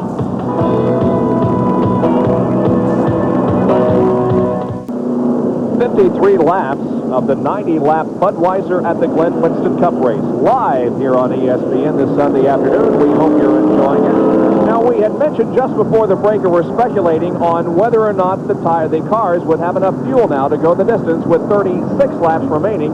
Larry Neuber is down in the pit area, has been checking the situation. Larry, what do you think? Well, Bob, first of all, I'm between Kenny Schrader, Terry Labonte, Bill Elliott, and Dale Earnhardt, all the guys running up near the front. And to a crew down here, they all think they cannot go the distance. But, of course, that big factor we have here today are these frequent yellow flags that NASCAR and Goodyear is going to be seeking out. So everybody thinks there's going to be at least one more yellow flag before this race is over. But if there is no more yellow flag, they still think they cannot go the distance. So if we go green the rest of this race, we could see some exciting splash and goes like late last year when Rusty Wallace ducked in. That is indeed the situation. Now, 3 cars have not stopped during this caution period. There is the reason for the yellow flag. Number 37 car of Patty Moise being towed off of the racetrack. She came to a stop in some remote portion of the racetrack and is getting a tow back to pits. Patty is a very good road racer. Of course, most of her experience in the past had been road racing in the IMSA series. But this year she's running a mixture of Winston Cup races and the Busch Grand National races and running some of the oval tracks around the country. Speaking of the Busch Grand National Series, last night the winner was Rick Mast. Finishing second was Mike Alexander. Well, some more traffic on pit road. Look at this as Mike Alexander gets out just ahead of Dale Jarrett. It is tight down there. Yes, that was when they made their pit stop just after the caution came out, and Richard Petty was almost in a wreck right behind those two, so they really well jammed up.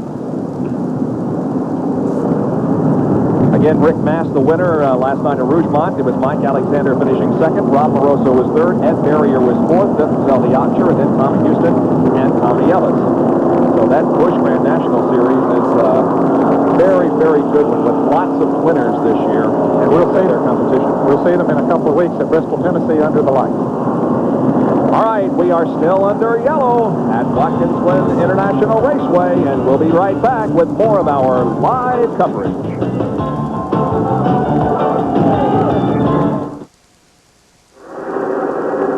The top five with 55 of 90 laps completed. Harry Gant, Bobby Hillin Jr., and Phil Parsons, those three cars running first, second, and third, but they did not come in for a stop during this caution period.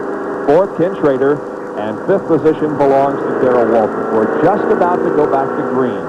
And there is a look at Dale Jarrett from the Hardee's in-car race cam. You can see him wearing a football type or a wrestler type knee pad there on the right. Why is that, Dale? I think that his knee apparently rubs the gear shift lever there occasionally. That's the only thing that I can think. I haven't seen him limping around the pit area too much, so I think that that's the reason that it's so close to that gear shift lever. You can see that his knee is almost on top of his shifter there. And the fact that they run so much here in third gear. They run more in third than they do in high gear around here, so that puts the gear shift lever in a different position. So Dale is awaiting the restart of this race also, ready to stand on the gas. You can see him cinching up his shoulder harnesses and making sure that they're tight before we get back into some high-speed racing. He's in 11th position right at the moment. Rusty Wallace there on the left side of your screen, the green and white car number 27, is in 13th position. There is Dale, or rather, Dale. And Rusty is in 13th, and it will be interesting to watch how he moves when the green flag comes out, because remember, he apparently had some bad tires on the car, was able to kind of change them during the recent caution period, and could really move up when that green flag drops. Yes, he could, and of course he has some heavy traffic to come through there. Now some of those cars, like Richard Petty and Dale Jarrett, Dave Marcus, only took on 2 tires. I'm sure that Rusty took 4 tires, or he's proved that 4 tires on that car. So that was one reason that they beat him out of the pits.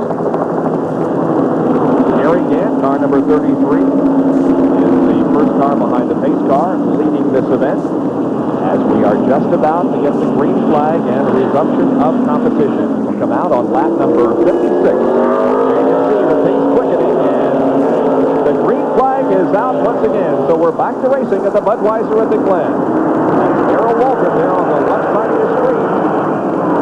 He tried to make a move on Kenny Schrader going into turn 1, but Schrader kept his foot on the floor and beat Waltrip into the turn. Watching Rusty Wallace here, he's behind Richard Petty, who is behind Dale Jarrett. Now let's see if Rusty moves up.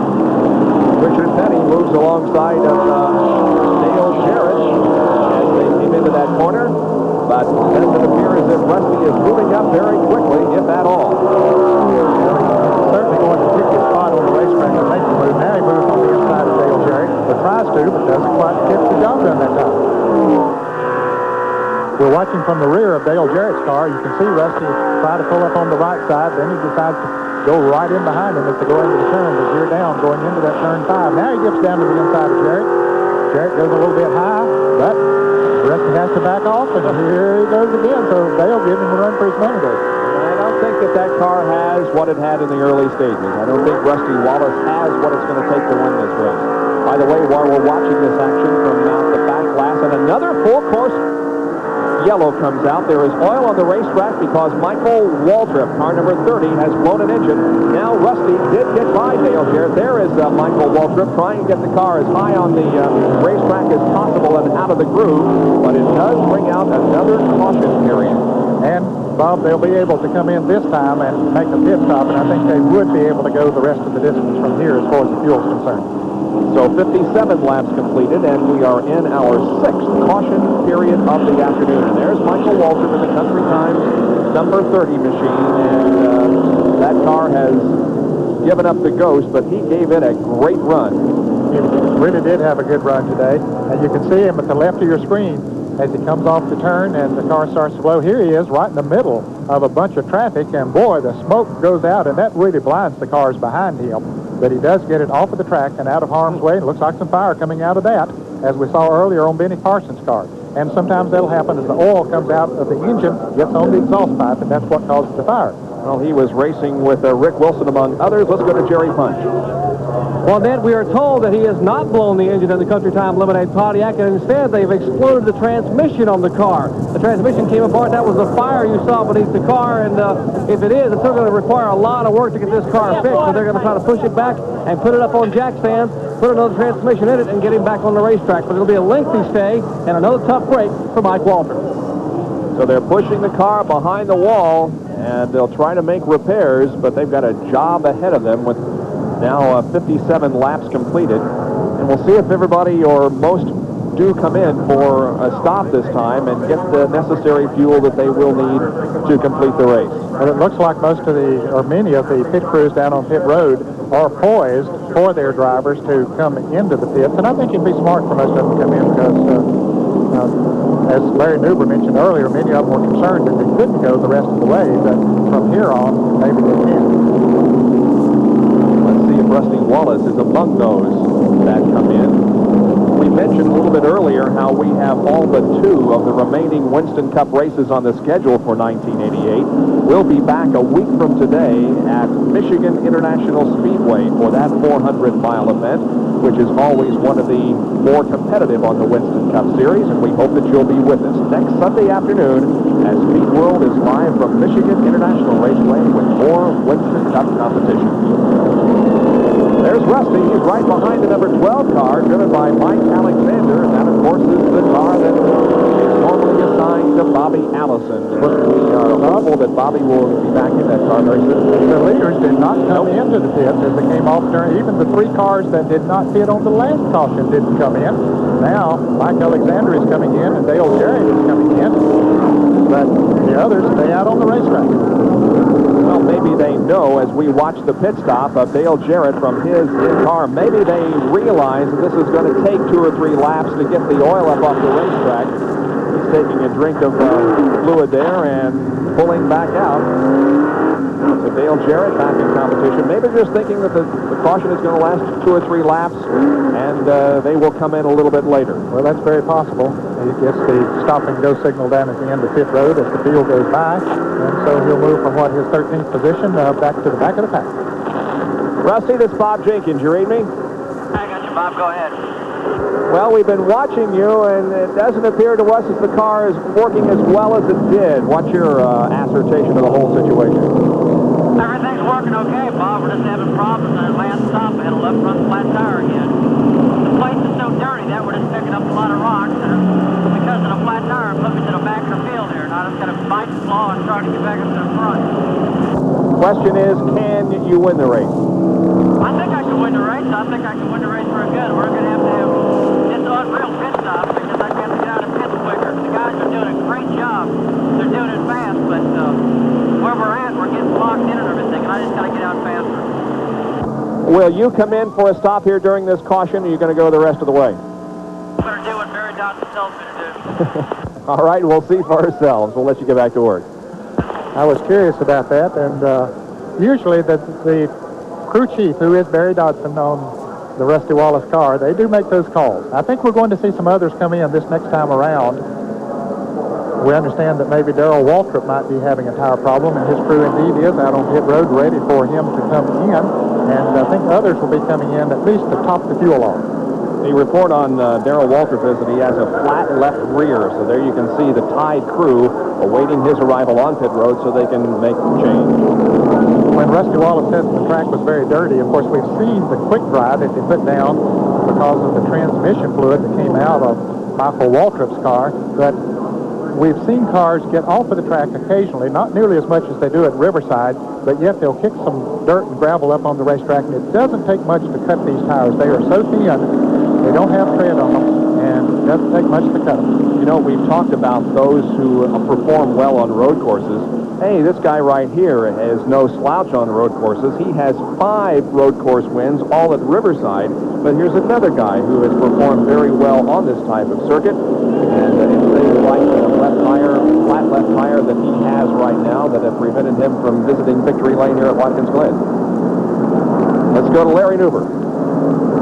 Well, Bob, Daryl thought he was going to be, and I'm quoting him, real tough today. They were happy with how they qualified. They qualified with the race motor, not the qualifying motor. They felt they were in position for a very good finish here. It is a flat left rear tire, as you have commented a couple of times.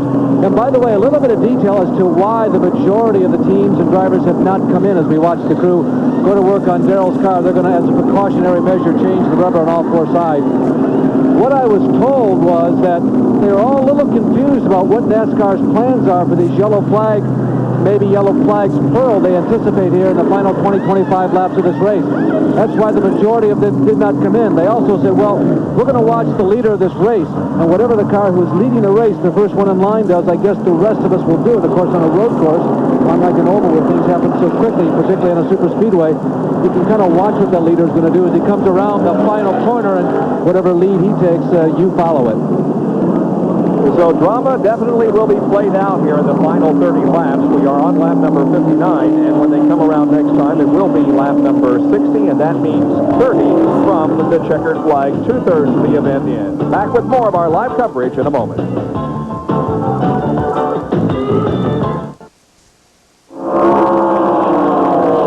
lap 61, and the green flag has just come back out, and Harry Gant has the lead. Mike Alexander, racing that Bobby Gillen Jr. is running in second position, and Phil Parsons is in third. But Parsons now is taking second away from Bobby Gillen Jr., so Phil Parsons is second now. Bobby Gillen Jr. back to third position, and then Ken Schrader is right there in fourth. So some new faces, so to speak, in this road course race here this afternoon. Yes, Phil Parsons led one of the races in the late stages at Riverside last year and then slid off the course, but does not have as much experience as some of those that we've seen up there earlier today. But Harry Gant has not had a great deal of success on road courses, but he's run well on the line. Well, here's another guy who has already indicated that he will not be associated with this team next year, but he would very much like to register a victory for them before the association ends. And so far this year in Winston Cup competition, Harry's best finish has been a 10. Now, Rusty Wallace there is still mired back in the pack somewhat and having some difficulty moving up through the traffic. There he is. He has Ricky Rudd right behind him. And the number 71 car of Dave Marcus is ahead of him. And Dave Marcus has been running good all day in the Life Boy Soap car, and he's not one of the easier drivers to pass on any racetrack. Now we have a battle for the lead. Phil Parsons has first position, taking it away from Harry Gant. So Phil Parsons goes into the lead, and he becomes our 10th different leader of the afternoon. And earlier in the race, we saw him up against the rail, Bob. He had blown a tire and got into the guardrail and had to go all the way around on a flat tire, but he stayed in the lead lap. Let's take a look at how it happened. Here comes Phil Parsons moving inside of Harry. As we've seen a couple of times this afternoon, as they go down the long backstretch, he picks up the draft, outbreaks Harry going into that turn, and takes over the lead.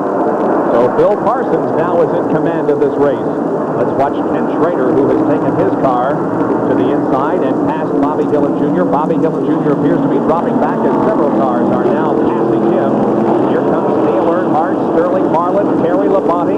There's Bill Elliott also getting by Bobby Gillen Jr. So some positions are definitely being traded here, and Bobby Gillen Jr. may have a problem with that car. He's dropping back rather rapidly. Of course, Bobby has not stopped in the last two, during the last two caution periods, with neither did Phil Parsons or Harry Gant.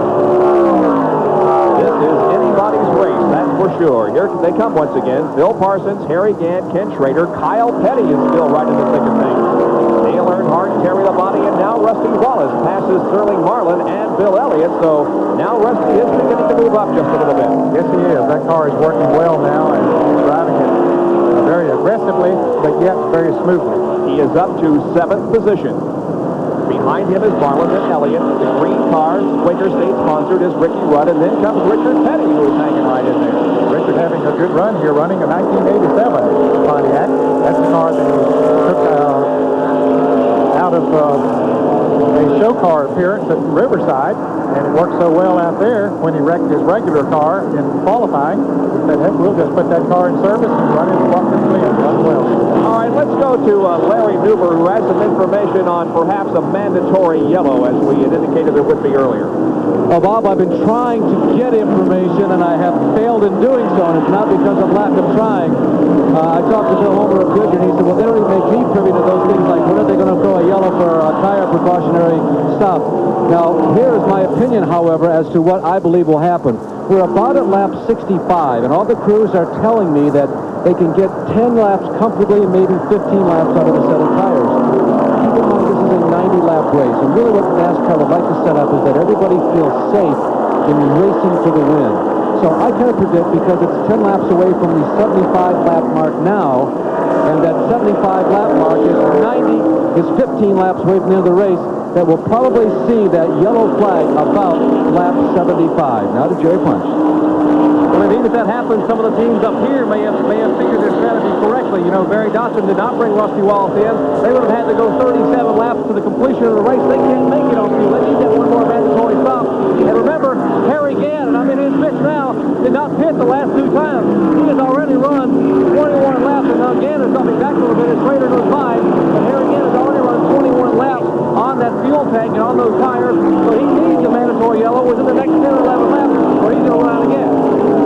And we see Kyle Petty knocking on Harry Gann's door also, as Harry has fallen back to that third position.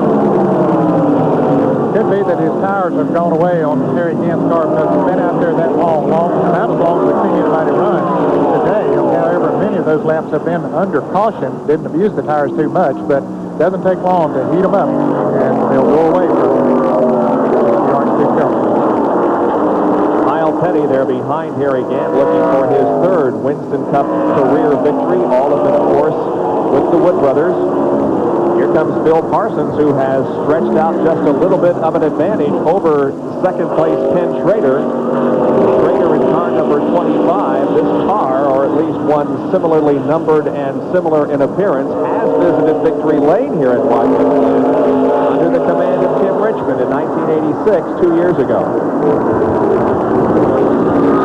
There's the leader, though, Phil Parsons in his gold Oldsmobile. But it's a tight race. Second, third, and fourth are hooked right together on the racetrack. You have to hand it to Phil Parsons and his crew. Having the trouble that he had early in the race, and we bounced back for it here leading the race now at this point. And doing it very handily, too, because he's out running some cars, and Tim Schrader, some of those that were up there battling for the lead earlier, so the car is working very well. Apparently, when he had to go all the way around the track with the flat tire, it didn't really use suspension there. There is Phil, who was the winner of the Talladega 500 earlier this year, his first and only Winston Cup win so far. Now we see this group of cars running together again. That's Ricky Rudd in 26. Ahead of him is Rusty Wallace.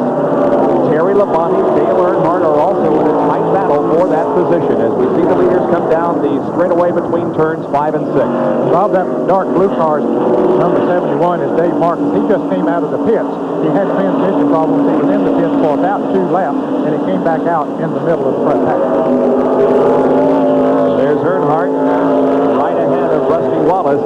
Now Wallace is going to try a pass, it'll look like. Coming down the straightaway, Rusty is going to try to take the position away from Dale Earnhardt. Nope, he doesn't have the motor, or does he? Let's see, going into the turn. I think he's going to get up. Yep, and here comes Ricky Rudd. So Earnhardt loses 2 positions to Rusty Wallace and Ricky. Well, you don't have to back off much until several of them will go by you as close as they're running it. So Rusty Wallace is a man on the move. And so is Bill Elliott as he is trying to work his way back up toward the front. Ken Schrader is in second position, right behind Phil Parsons. Let's go to Jerry Punch. We mentioned the success that the Folger team has had on the road courses over the years, and primarily with driver Tim Richmond. You mentioned the car. Well, it's the exact same car, Harry Hyde tells us, that ran here, sat on the pole 2 years ago at the inaugural running of the Budweiser at the Glen, and Tim Richmond won that race.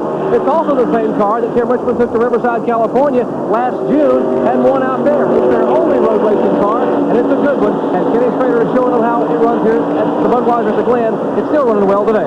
Can he win his second Winston Cup race of his career and second of the season? We asked him earlier in the weekend if things have changed since that win at Talladega. Well, it hasn't really changed anything. You know, I haven't been home but one day since then, but I'm never home anyway. We're always off racing, and we've run 5 short track shows. Just, you know, carrying on as normal. It was a real good day for us, but that's 2 weeks ago now. We got to worry about this weekend.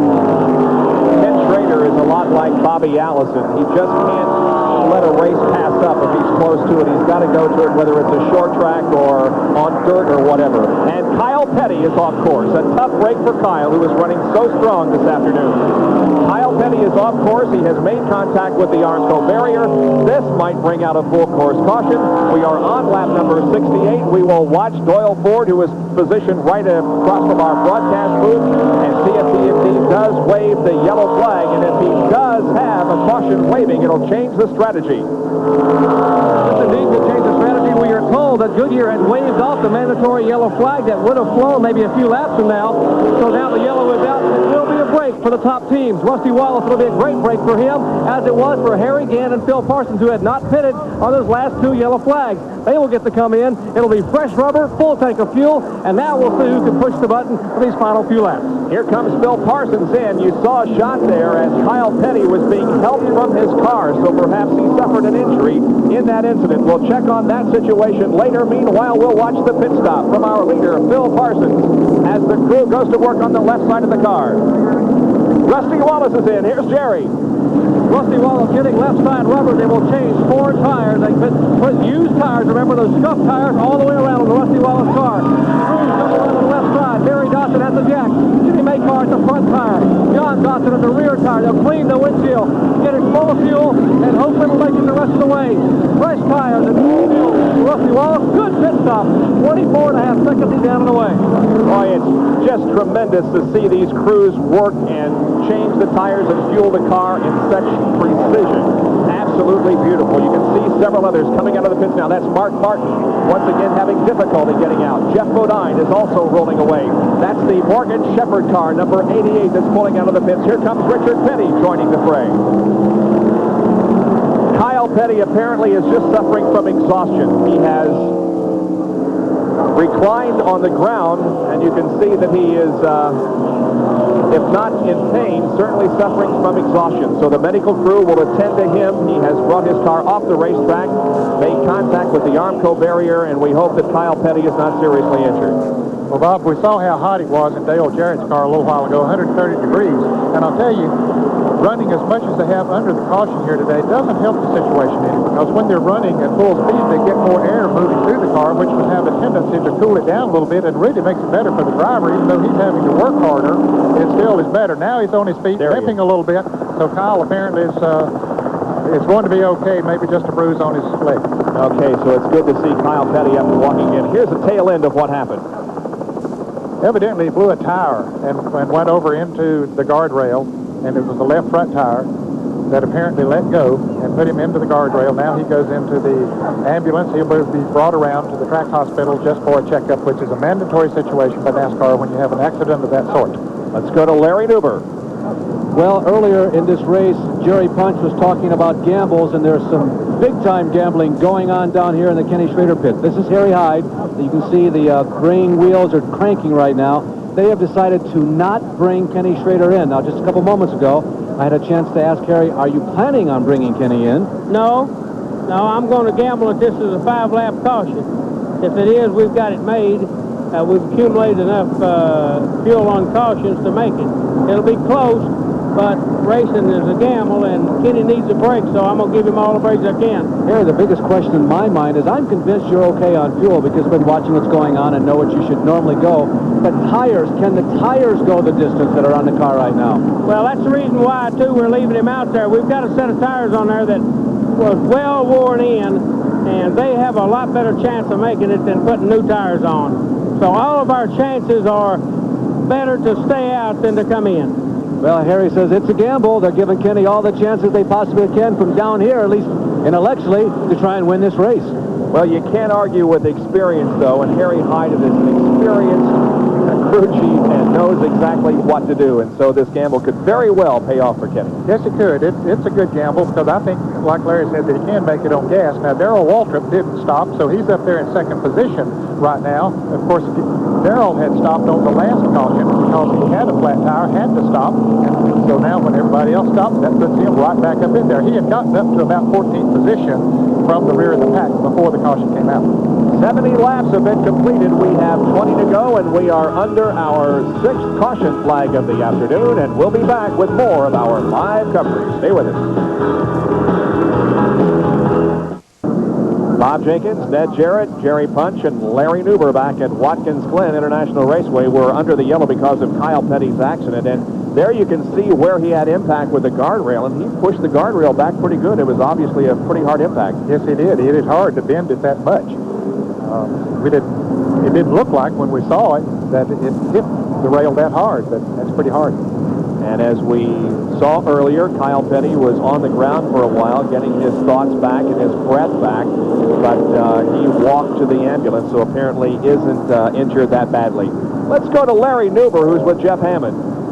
Well, Bob and Ned have had to retrieve some of the crew chiefs from the back of the pits here because for their signal to reach all the way around the track, particularly in the backstretch, they have to go back behind the pits. They're not hiding from us. They're just trying to communicate with the drivers. Now, your pit strategy was just a little different. Beginning to look good right now.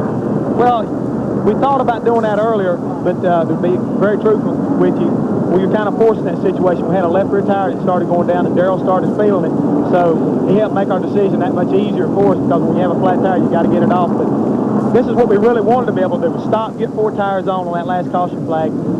That way, if you have a caution like such as this right here, you're able to stay out and stay up front. Being up front is very important. I think if everybody noticed today, the guy that's been up front's been awful hard to catch and get by. Well, Daryl used to run for Jeff Hammond. Right now, Jeff's got another driver, and our Jerry Punch is with Jeff. Well, we've got Barry Dawson again, and Barry, you guys have now shown your hand. You put new tires on this stop for the first time today. What's it going to do? Well, hopefully it'll win the race for us, Jerry. We waited until we got inside 20 laps. You know, we wanted to put brand new tires on it. I told him the first 3 cars didn't stop. We also told him, take care of the tires, you know, keep them stickers as long as you can because we don't know how long they're going to work on the guardrail. I believe I'd rather have fresh tires than be sitting in front right now. Hopefully we made the right move. You know, like I said before, it's Russian roulette how far a new tire will make it. I think 13 laps as far as anybody ran before we had a problem. We were going to gamble. If we got inside 20, we were going for it. I guess we did. Okay, we're going to talk to Rusty on the radio in just a minute here. As they're going to try to roll the dice here again with brand new rubber. They think they can beat the strategy Harry had and set aside for Schrader, keeping him out there on old tires. I don't guess, Barry, how the tires were that come off just now. Okay, well, Rusty obviously is communicating with Barry right now, so we'll not really eavesdrop on that conversation because it could be somewhat personal and might be advantageous to some other team that might be listening to our audio transmission of this race. So we'll hopefully talk to Rusty Wallace in just a moment. Boy, there is some interesting strategy being played out in there. You can see Kyle Petty's car, and the left side of that car is very badly damaged. Yes, it is. He hit that, as we saw, the dent in the guardrail. He did hit it very hard, and then as you see the car, you can see how hard it really did hit. That's the reason we are under the yellow flag. Now we'll try to talk to Rusty. Rusty, this is Bob. There's all kinds of strategies being played out here by many pit crews. Are you comfortable with where you are and what's going on right now? Yeah, I'm about as happy as I can right now, Bob. I'm sitting on some pretty good tires in a pretty good position. About 4 or 5 of the cars in front of me didn't stop for tires, so we'll see what happens. I don't know how tough Labonte is. I know he's pretty tough, and Earnhardt seems to run pretty good for a while there. We'll see what happens there. Rusty, have you been surprised at the way this race has gone? A lot of caution flags, a lot of tire problems. Was this what you were anticipating? No, I sure wasn't. I wasn't anticipating that at all, but that's what's happening, and hopefully we'll get it fixed for this time. It's too bad it's the way the race has turned out the way it is with so many cautions, because I would like to see it a little better for the fans, but the cautions have played to my advantage so far today. Thanks, Rusty. We'll see how things go here for you. Looks like you're getting the 1-lap signal. Now we'll take a look at our pit stop summary and see how drivers fared during their pit stops. There you can see Phil Parsons went in first and out 10th. Ken Schrader made a little bit of a move. Ricky Rudd moved up 3 spots, and Terry Labonte dropped 4. Yes, he did. Of course, Ken Schrader did not make a pit stop, so he was running second when the caution came out. When Phil Parsons went into the pits, that put Schrader into the lead. But Phil, changing 4 tires, did drop back a little bit in the standings. Rick Rudd did make a very good pit stop. Labonte taking on 4 tires as well, so that put him a little farther back in the pits. All right, so in one more lap, we're going to be getting the green flag once again and go back to racing, and that will be lap number 73. We have had 8 leaders during this event, 11 lead changes. There are 8 cars out of the race, and 25 of the 40 that started are still on the lead lap. Larry Neuber is with Junior Johnson. Well, Junior, at least one other competitor has said that you and Terry might be the car of the race. What do you think? Does he have some more left? Is he going to show us some more now? Well, I think he's going to be right there amongst it. It'll be whoever shakes out with the best set of tires on this stop, because from here on, all of them should be able to make it. Their tires will be tore up at the end of it, but they should be able to make it. Junior, what happens if there's a yellow flag, let's say 10 laps from the end? Do you think all the leaders can afford to come in, or is everybody going to stay out? I don't think you can afford to come in. The only way you could afford to come in is you got a tire that has got a blisters around it, and you have to come in. You'd never get back to the front if you came in and started on the back, so you got to gamble. Different strategy on a super speedway. A yellow flag 10 laps from the end, you have to come in, or you rob yourself your chance of taking a win. All right, so that's the strategy that Junior Johnson sees to the finish of this race. By the way, because of the length of this event, and the race was run last year in 2 hours and 24 minutes, and we've been going about 2 hours and 30 minutes right now, and we've still got 18 more laps to go. So because of the length of this race, the Barber Soft competition that we were going to bring you in this time slot from Portland, Oregon, will be on at a later time. We urge you to watch your local listing for that. Look at the dirt and the grime and the whatever on the windshield of the Dale Jarrett car. Well, they cleaned the left side. It's a little bit cleaner than the right side, Bob, but still, that's what a driver has to watch for. Now, Dale adjusting his rear view mirror. He knows that he's got some hot shoes on his bumper. Dale's in 5th place. He didn't make a pit stop here. That's Mike Alexander right in front of him. He's running in 4th place. So they would like to get themselves a top 5 or a top 10 finish here today. And we look out the back windshield of that Dale Jarrett car, and we see Dale Earnhardt right on his back bumper. And Rusty Wallace then is right behind Dale. We get set to go green. Look at Dale Earnhardt take a shot and fail to get the pass made, but the green flag does come out, and here we go, and we'll watch the scramble for position. That's Terry Labonte on the left side of your screen trying to make a move. Schrader is the leader. Waltrip is second. Here comes Labonte, Rusty Wallace, and Dale Earnhardt running right together on the racetrack. Earnhardt came out behind in that little group when he tried to make that pass on Dale Jarrett. He lost 2 positions instead of gaining 1. Well, Rusty told us that he really doesn't know how strong Terry Labonte is, but he is getting a chance to see that right now.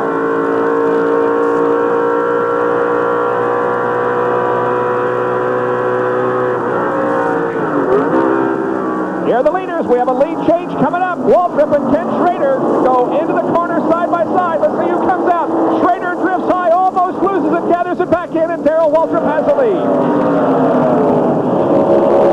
A great bold pass there by Darrell Waltrip. He's at the top of the field now with Ricky Rudd in second position. The third place car is Mike Alexander, and then Ken Schrader, who dropped to 4th. Boy, he almost spun. He really did. He did a good job of holding that car once he got up there, what they call the marbles. There's a lot of loose stuff on the high side of the racetrack in that part of the track, and he was lucky to keep it from spinning around. So now Darrell Waltrip has the lead of this race.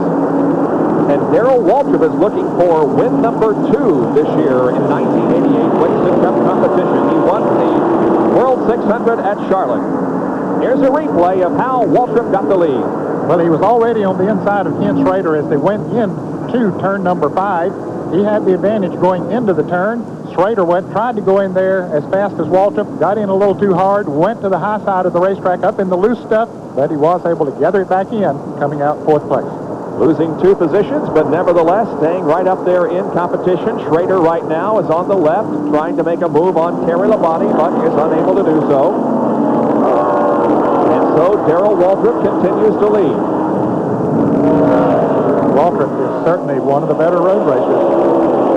Ricky Rudd is second, and Mark Martin has spun off course. Mark Martin, the number 6 Stroh light machine. He's got some damage there to the left rear of the car, indicating that he too has come in contact with the guardrail, but he's trying to get that car back on course.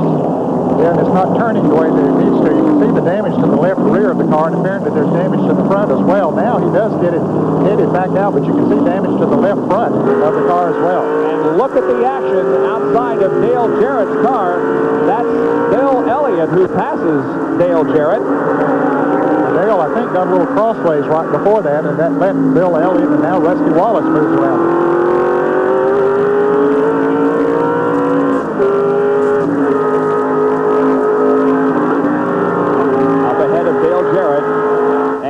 Another car that has gone off course. That's the 88 car driven by Morgan Shepard, right. Alan Kowicki, we understand, is also slid off course. So these guys are letting it all hang out here in the last 15 laps. We're at 75.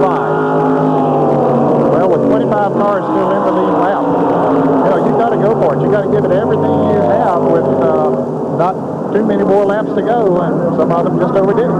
Here comes Mark Martin in for a stop. They're going to be checking that car to see if they can get the body work pulled away from the tires that will allow Mark to get back there in competition. Jack Roush, of course, the owner of that team. The yellow flag is out again. There's oil on the racetrack. So maybe that's why we saw so many cars going off the track over there, is that there was oil on the racetrack.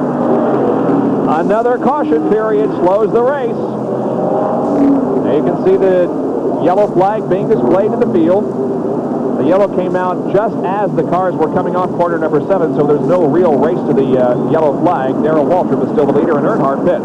Yes, he does. Evidently, he was not pleased with the way the car was working. Maybe he had a tire going down or whatever, but anyway, he decided to come into the pit. That put him at the back of the pack. The others stayed out there, excepting Harry Gant. Now, Harry Gant did come in. Of course, he perhaps needed to because he had not made pit stops earlier. He's changing the right side tires on his car. Earnhardt getting 4 tires on his car. Continue to work on Dale's car, changing the rubber on the right side. Now let's take a look at an incident that Dale Jarrett was involved in just a few minutes ago. Well, Dale, yeah, he does get a little bit crossways. Yeah, he really did get crossways.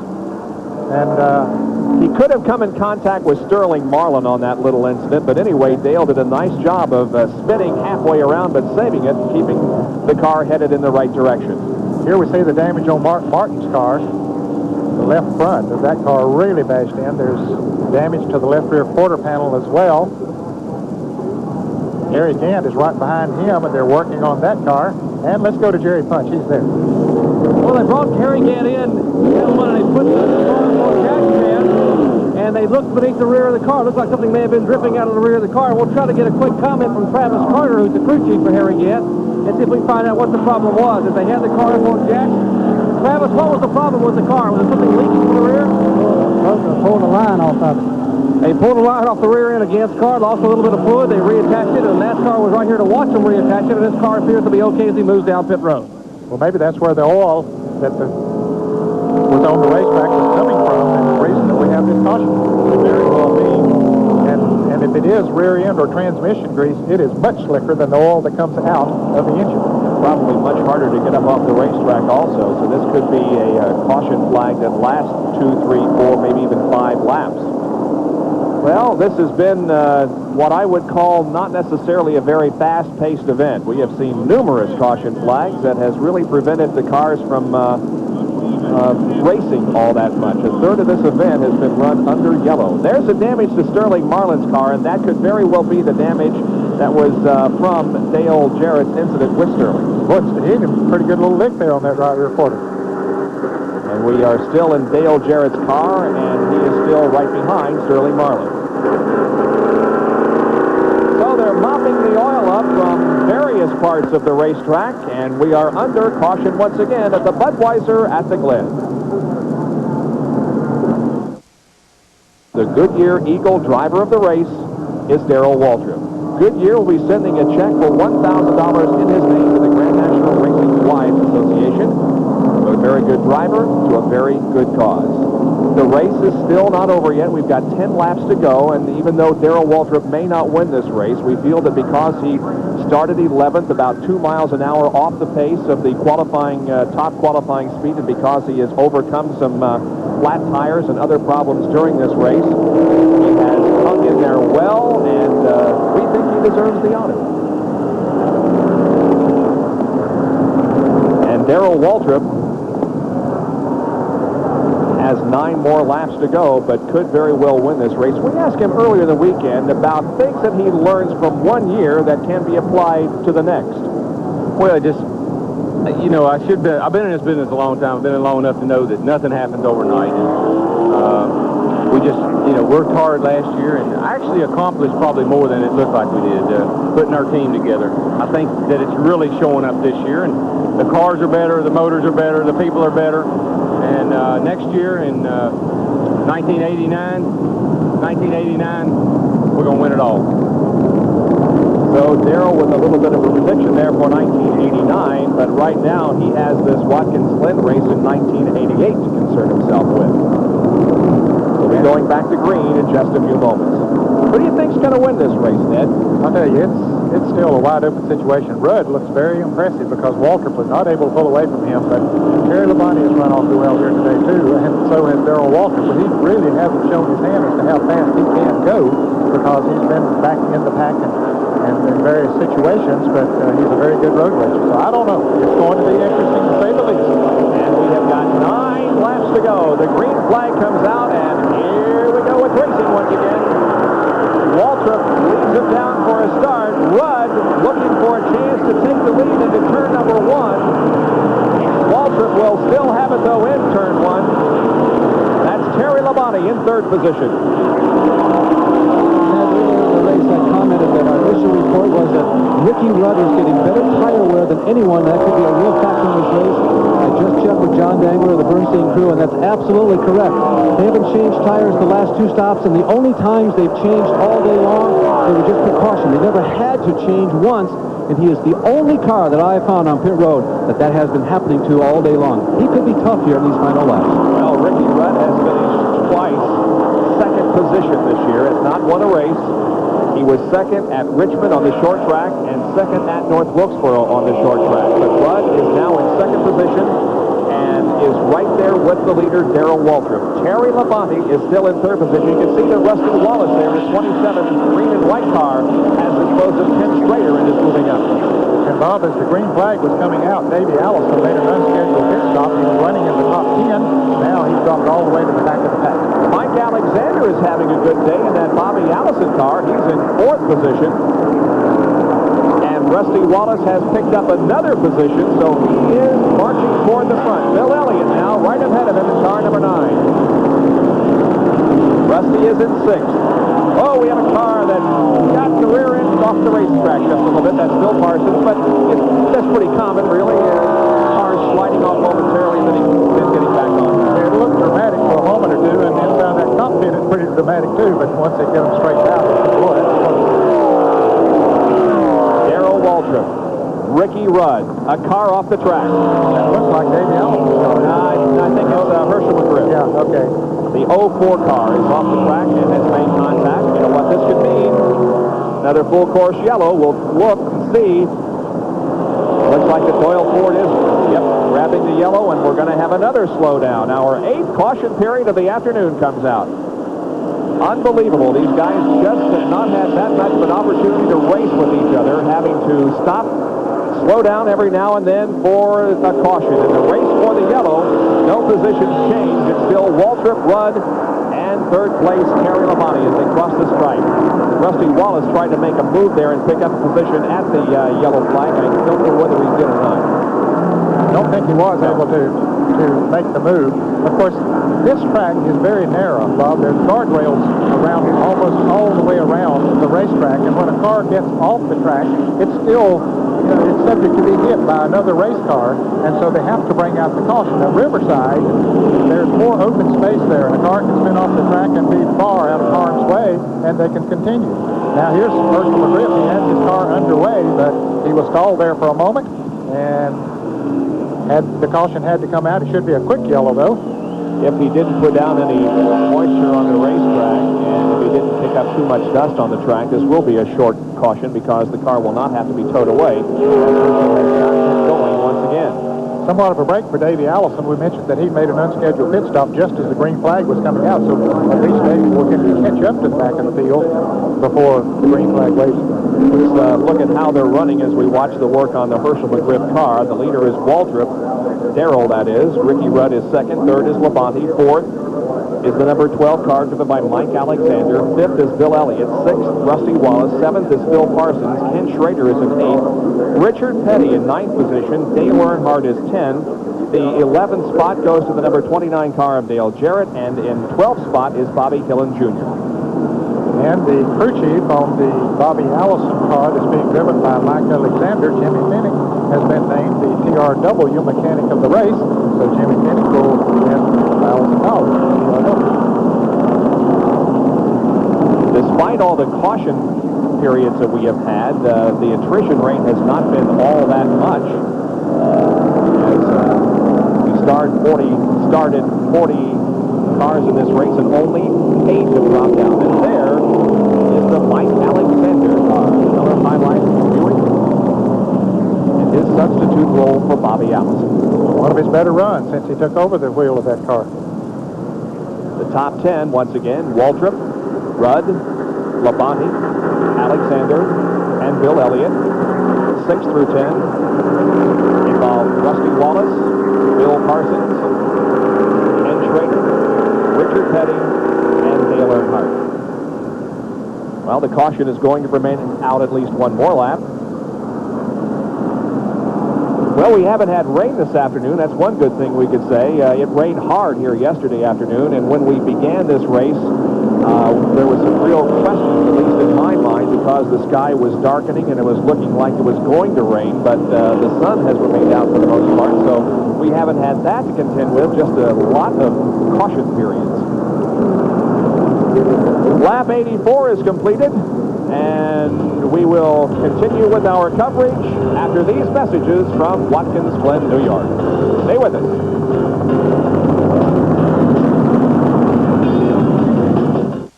We've completed 84 out of 90 laps, but we are under another caution period. This is our 8th caution of the afternoon, and we'll review for you once again the top 10 as they stand right now. Waltrip and Ricky Rudd are first and second, then Terry Labonte, Mike Alexander, Bill Elliott is fifth. 6th position, it's Rusty Wallace. 7th is Phil Parsons.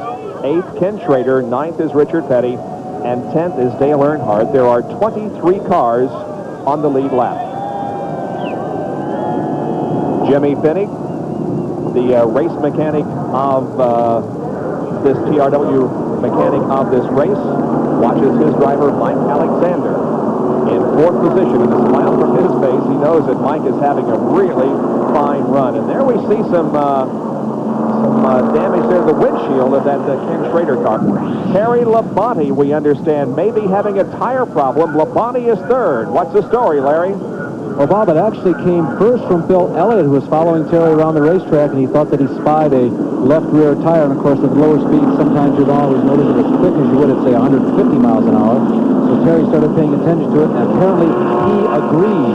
And I just heard Junior talking to a NASCAR official trying to ascertain how long this yellow flag is going to be, which would give them, of course, an opportunity to come in and not lose any great lengths on the racetrack. Obviously, this is really going to cut into Terry's chances for victory here this afternoon. Well, he's coming down pit road right now, and they're getting the signal, Larry, that the race will be restarted the next time around. And you're right, that'll put him way back in the field, and it is tough to pass on this track. Now let's go back to Larry Neuber. Here comes Terry coming to a stop. Of course, with the yellow flag, this will give them an opportunity to not make the stop leisurely, because you don't want to get out of the rhythm that you normally establish in a race, but this takes the pressure off. At least they don't have to come in under green flag.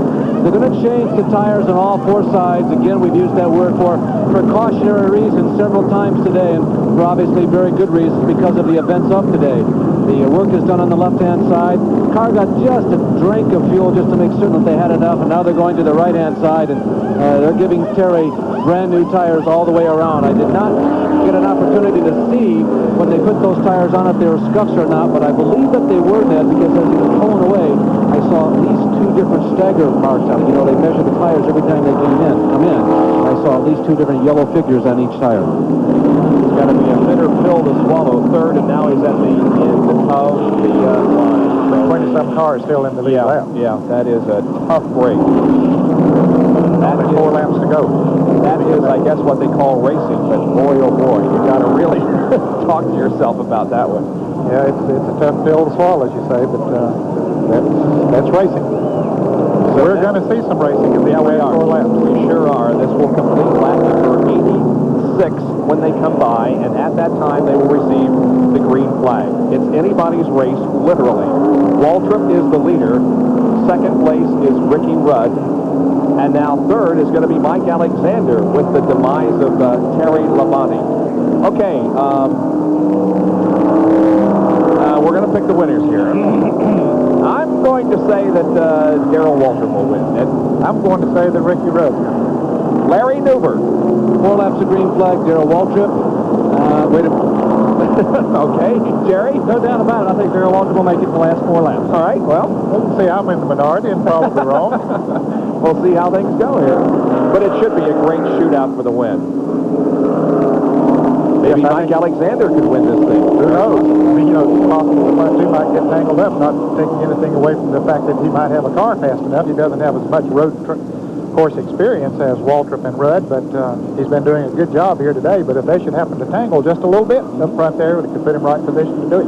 Well, Bobby Allison, we know that you're watching this afternoon and probably have a big smile on your face because your substitute driver has done extremely well here on this road course. He's third. Here comes the field off the corner number 7. The pace car pulls into the pit area, and here we go.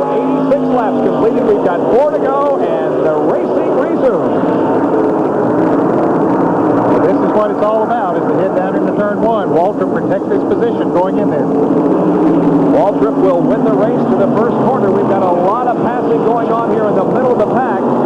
That's Ken Schrader, Dale Jarrett, side by side with Bobby Hillin Jr. Look at this pack of cars. Every position is very important because of Winston Cup points. Absolutely, because there's a break of 5 points down through 6 positions and 4 points from Daryl back. That's Bobby Hillin Jr. behind Dale Jarrett. And Richard Petty off the pace down on the inside. Petty was running in the 9th position, but he's off the pace. Apparently a tire going down to the Richard Petty car, so he drops back. Ken Schrader may also be having a tire problem, we understand. Well, we saw Dale Jarrett, Bobby Hill, and several others pass him there on the restart. Here are the leaders. We go. Can Rudd pull off the pass here for the lead? I think he's got it. Rudd goes into the lead, passing Darrell Waltrip. Made a good, smooth, slick pass. Waltrip certainly won't give up. Here comes the shootout we've been talking about. Mike Alexander holds on to 3rd position. This is lap number 87. Is that smoke coming from Waltrip's car? It is indeed. A lot of smoke is coming from Darrell Waltrip's car. It may not be able to make it to the finish. Mike Alexander goes to 2nd. Here comes Rusty Wallace into 3rd, and Rusty is not out of this, but Darrell Waltrip is. Well, will he bring out the yellow? I don't know if he's putting anything down on the racetrack or not. He's certainly putting a lot of smoke out there for the drivers coming up behind him. And the yellow, well, there's the black flag out because number 67 car, Ron Esau, is smoking badly also. You can see a trail of oil from outside that Darrell Waltrip car, so indeed there is some fluid being put down on the racetrack, but we do not see a caution flag in the hand of Darrell Ford. Now let's see what happens here for 2nd. Rusty's going for it. He's got 2nd position. Mike Alexander is back to 3rd, and Rusty Wallace could very well win this race. Can I change my vote? I'll tell you, he has come up through there from nowhere. Of course, we have seen him run well all day long. One of the most aggressive drivers out here, but I'll tell you, Ricky Rudd is tough on the road course, and he might be able to hold Rusty off. This time by, there will be 2 more laps to go, and what an afternoon Rusty Wallace has had. Here he comes off of corner number 7. I think he's going to get the lead from Ricky Rudd. Let's see if he does. They come down the front stretch, going into turn number 1. Rudd has the inside line. Rusty just cannot make the pass, and he stays in 2nd. That's not the place to pass on this racetrack, not on the outside. outside. If he'd been on the inside, that's okay, but Rudd was holding that inside line, and he's going to use that racetrack to his advantage. You can bet you a lot of dollars. So Rusty now looks for the setup that will put him around Ricky Rudd, but Rudd is doing a tremendous job holding off the challenge of Rusty. Here comes the rest of the field through turn number 3. Back up front we go. Rudd and Rusty Wallace are battling for position and the lead and the win. Next time by, it'll be the white flag. Bill Elliott is moving into third position, passing Mike Alexander, and here comes Bill Parsons. As Parsons and Mike Alexander are side by side through the corner, and Mike a little bit sideways, but he saves it nicely. I think he got nudged just a little bit by Bill Parsons. Here comes Dale Earnhardt running in 6th place, pulling up on that pack of cars. Look at Rusty Wallace trying everything he can to pass Ricky Rudd and take the lead for the win. They're off of corner number 6. They head for turn number 7. Here's an attempted pass. Nope, Rusty thinks better of it. They come off in the 7th corner. The white flag is out. One more lap to go. Will it be Ricky Rudd, Rusty Wallace, Bill Elliott, or someone else that wins this race? Well, we had some slow-paced activity in the middle sections, but certainly not now, as we are really battling for that win. Rusty is right on the back bumper of Ricky Rudd off of corner number 1, headed for 2. Rudd knows that he cannot make the slightest mistake. If he does, Rusty Wallace will stick the nose of that Pontiac in there. Again, Rudd very smooth. We'll race down the backstretch now. Rusty Wallace looks to the inside of Ricky Rudd. They're separated by about a car length. Now Rusty begins to close in just a little bit. He looks to the outside of Ricky Rudd. Can't find the chance to pass. He's going to have to do it in turns number 6 or 7. If these guys tangle, Bill Elliott is right back there in third position, seeing what's going on. Rusty will try to make a final move here. They come down through corner number 6 now. Rusty is going to have to make a move if he wins this race. I don't think he's going to do it. I don't think he can do it either. Ricky Rudd is too smooth. He has the line that he wants. He's using the racetrack to his advantage. He's going to slow it down. They bump. Here they come up the 7th corner. Who's going to win it? They're side by side. Rusty is well off the track. He cannot win it, and Ricky Rudd does. Unbelievable. We knew it was going to be that kind of a race when the green flag blew again. We have a crash. Davey Allison involved in a crash. Several cars have come together. And a car also spinning off course. Maybe some oil. That's Ernie Irwin that slid off course. Gets the car pointed in the right direction and takes off again. Jarrett is fun over there somewhere. He was late to get back, and Ricky Wilson also was in a crash. He came across the start-finish line. So was Brett Bodine. He was involved, so a big car crash. Well, here it is again. Rick Wilson with some major body damage to that car, and we'll see how it all happened. He's hit by Terry Labonte. Yes, he is, and Labonte goes around, and there's Davey Allison going around, and Brett Bodine gets in it in the car number 15. So a melee there on the final lap that causes several cars to come together. But the story is Ricky Rudd, who has won the Budweiser at the Glen, holding off the enormous challenge of Rusty Wallace. Coming through corner number 7, Rusty got all 4 tires off the racetrack. He was in the grass, but he did hang on to second, just couldn't find the opportunity to pass Ricky Rudd and Ruttman. He certainly gave it that old college try. He did everything that he possibly can, but Ricky Rudd was using the racetrack to his advantage, and that's what he's supposed to do when he's up front. This will be the 9th win of his Winston Cup career. Now this is where Ricky Rudd grabbed the lead from Darrell Waltrip just a few laps ago.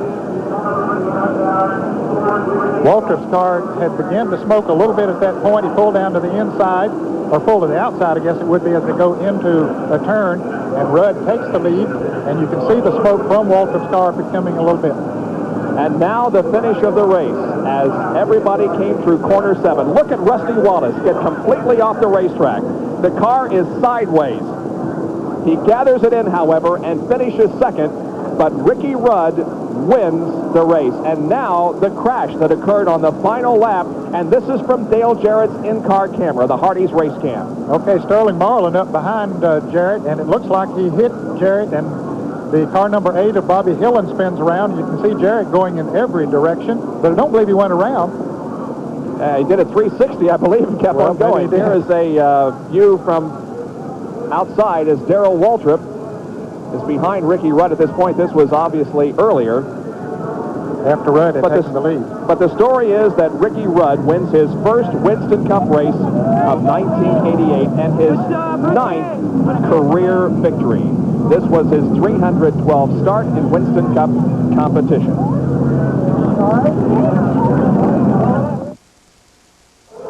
It's over. Ricky Rudd wins his first Winston Cup race of 1988, and our Winner's Circle interview is being brought to you by Goodyear Eagle Tires. Goodyear, because there really is a difference. Let's go to victory lane. Ricky, a fabulous run this afternoon. Congratulations. And tell us about those last couple laps. They were pretty wild. Well, they really were, Jerry. I tell you, this Quaker State team did a great job all day. You know, these guys have been plugging along for a couple of years and been right there every year. But I tell you, they've been ready to win for a long time. We've had some misfortunes during the year, but these guys are here to stay. But that last 3 laps, I tell you, that was something else. I saw Rusty coming. I saw Daryl. I was setting Daryl up. I was going to get him in turn 1 with about 3 laps to go. I was going to outbrake him. Then he developed some kind of a problem. I don't know what happened to him, but then here come Rusty, and he was coming hard. And I was mirror driving, just trying to block him. We were a little bit lazy coming on to the front straightaway. I knew where he was going to make his run because he showed me a couple laps before that, and I just blocked his line, and he ran into my back bumper, turned me sideways, and he got in the dirt, tried to pass me on the outside. It was really something. Quite a finish. A number of teams had tire problems, but your car all day long had good tire wear. Well, we had a very fast car from the very beginning, and I thought we had a flat tire early in the race, and I dove in the pits, and we went all the way, changed 4 tires, went all the way to the end of the field, came back up through there, and Larry McReynolds and all the guys on the Quaker State team did a great job calling race strategy. That's what it was all about today. There were several cars that probably could have won this race, but you had to be there at the right place at the right time, and track position lined up for us perfect at the end of that race, and we were able to go. And plus, we had an awful good car today and a good motor. Giving credit to the crew. Ricky Rudd, 31 years of age, his first win in 23 races, and the first win for the Bernstein team in 3 years of operation. Congratulations, Ricky. Something to Kenny. I know he's probably watching. Hey, buddy, we're going to do it again. Kenny Bernstein, car owner, not here today, but watching on ESPN. All right, and Ricky's victory makes the point standings look like this. Rusty Wallace, who finished second, still has a lead over Bill Elliott, but boy, look how close it is. Elliott 26.87 to Wallace's 26.93, and Dale Earnhardt is third in the point standings with 2,635 points. And again, a reminder, we have tennis coming up next here on ESPN, the Canadian Open, the NFL, the Steelers, and the Philadelphia Eagles tonight at 8 o'clock live on ESPN. We'll be in Brooklyn, Michigan at Michigan International Speedway next Sunday for more of this great Winston Cup competition. Our thanks to Hardee's for providing in-car camera coverage. We hope you've enjoyed today's telecast of the Budweiser at the Glen Winston Cup race. And my thanks to Ned Jarrett and Dr. Jerry Punch and Larry Neuber for their help in the pit area. Once again, in a tremendous race, Ricky Rudd holds off the challenge of Rusty Wallace and wins the Budweiser at the Glen. So we'll see you on Speed Week at 7:30 Thursday night Eastern Time and at Michigan International Speedway next week. For now, Bob Jenkins. So long, everyone.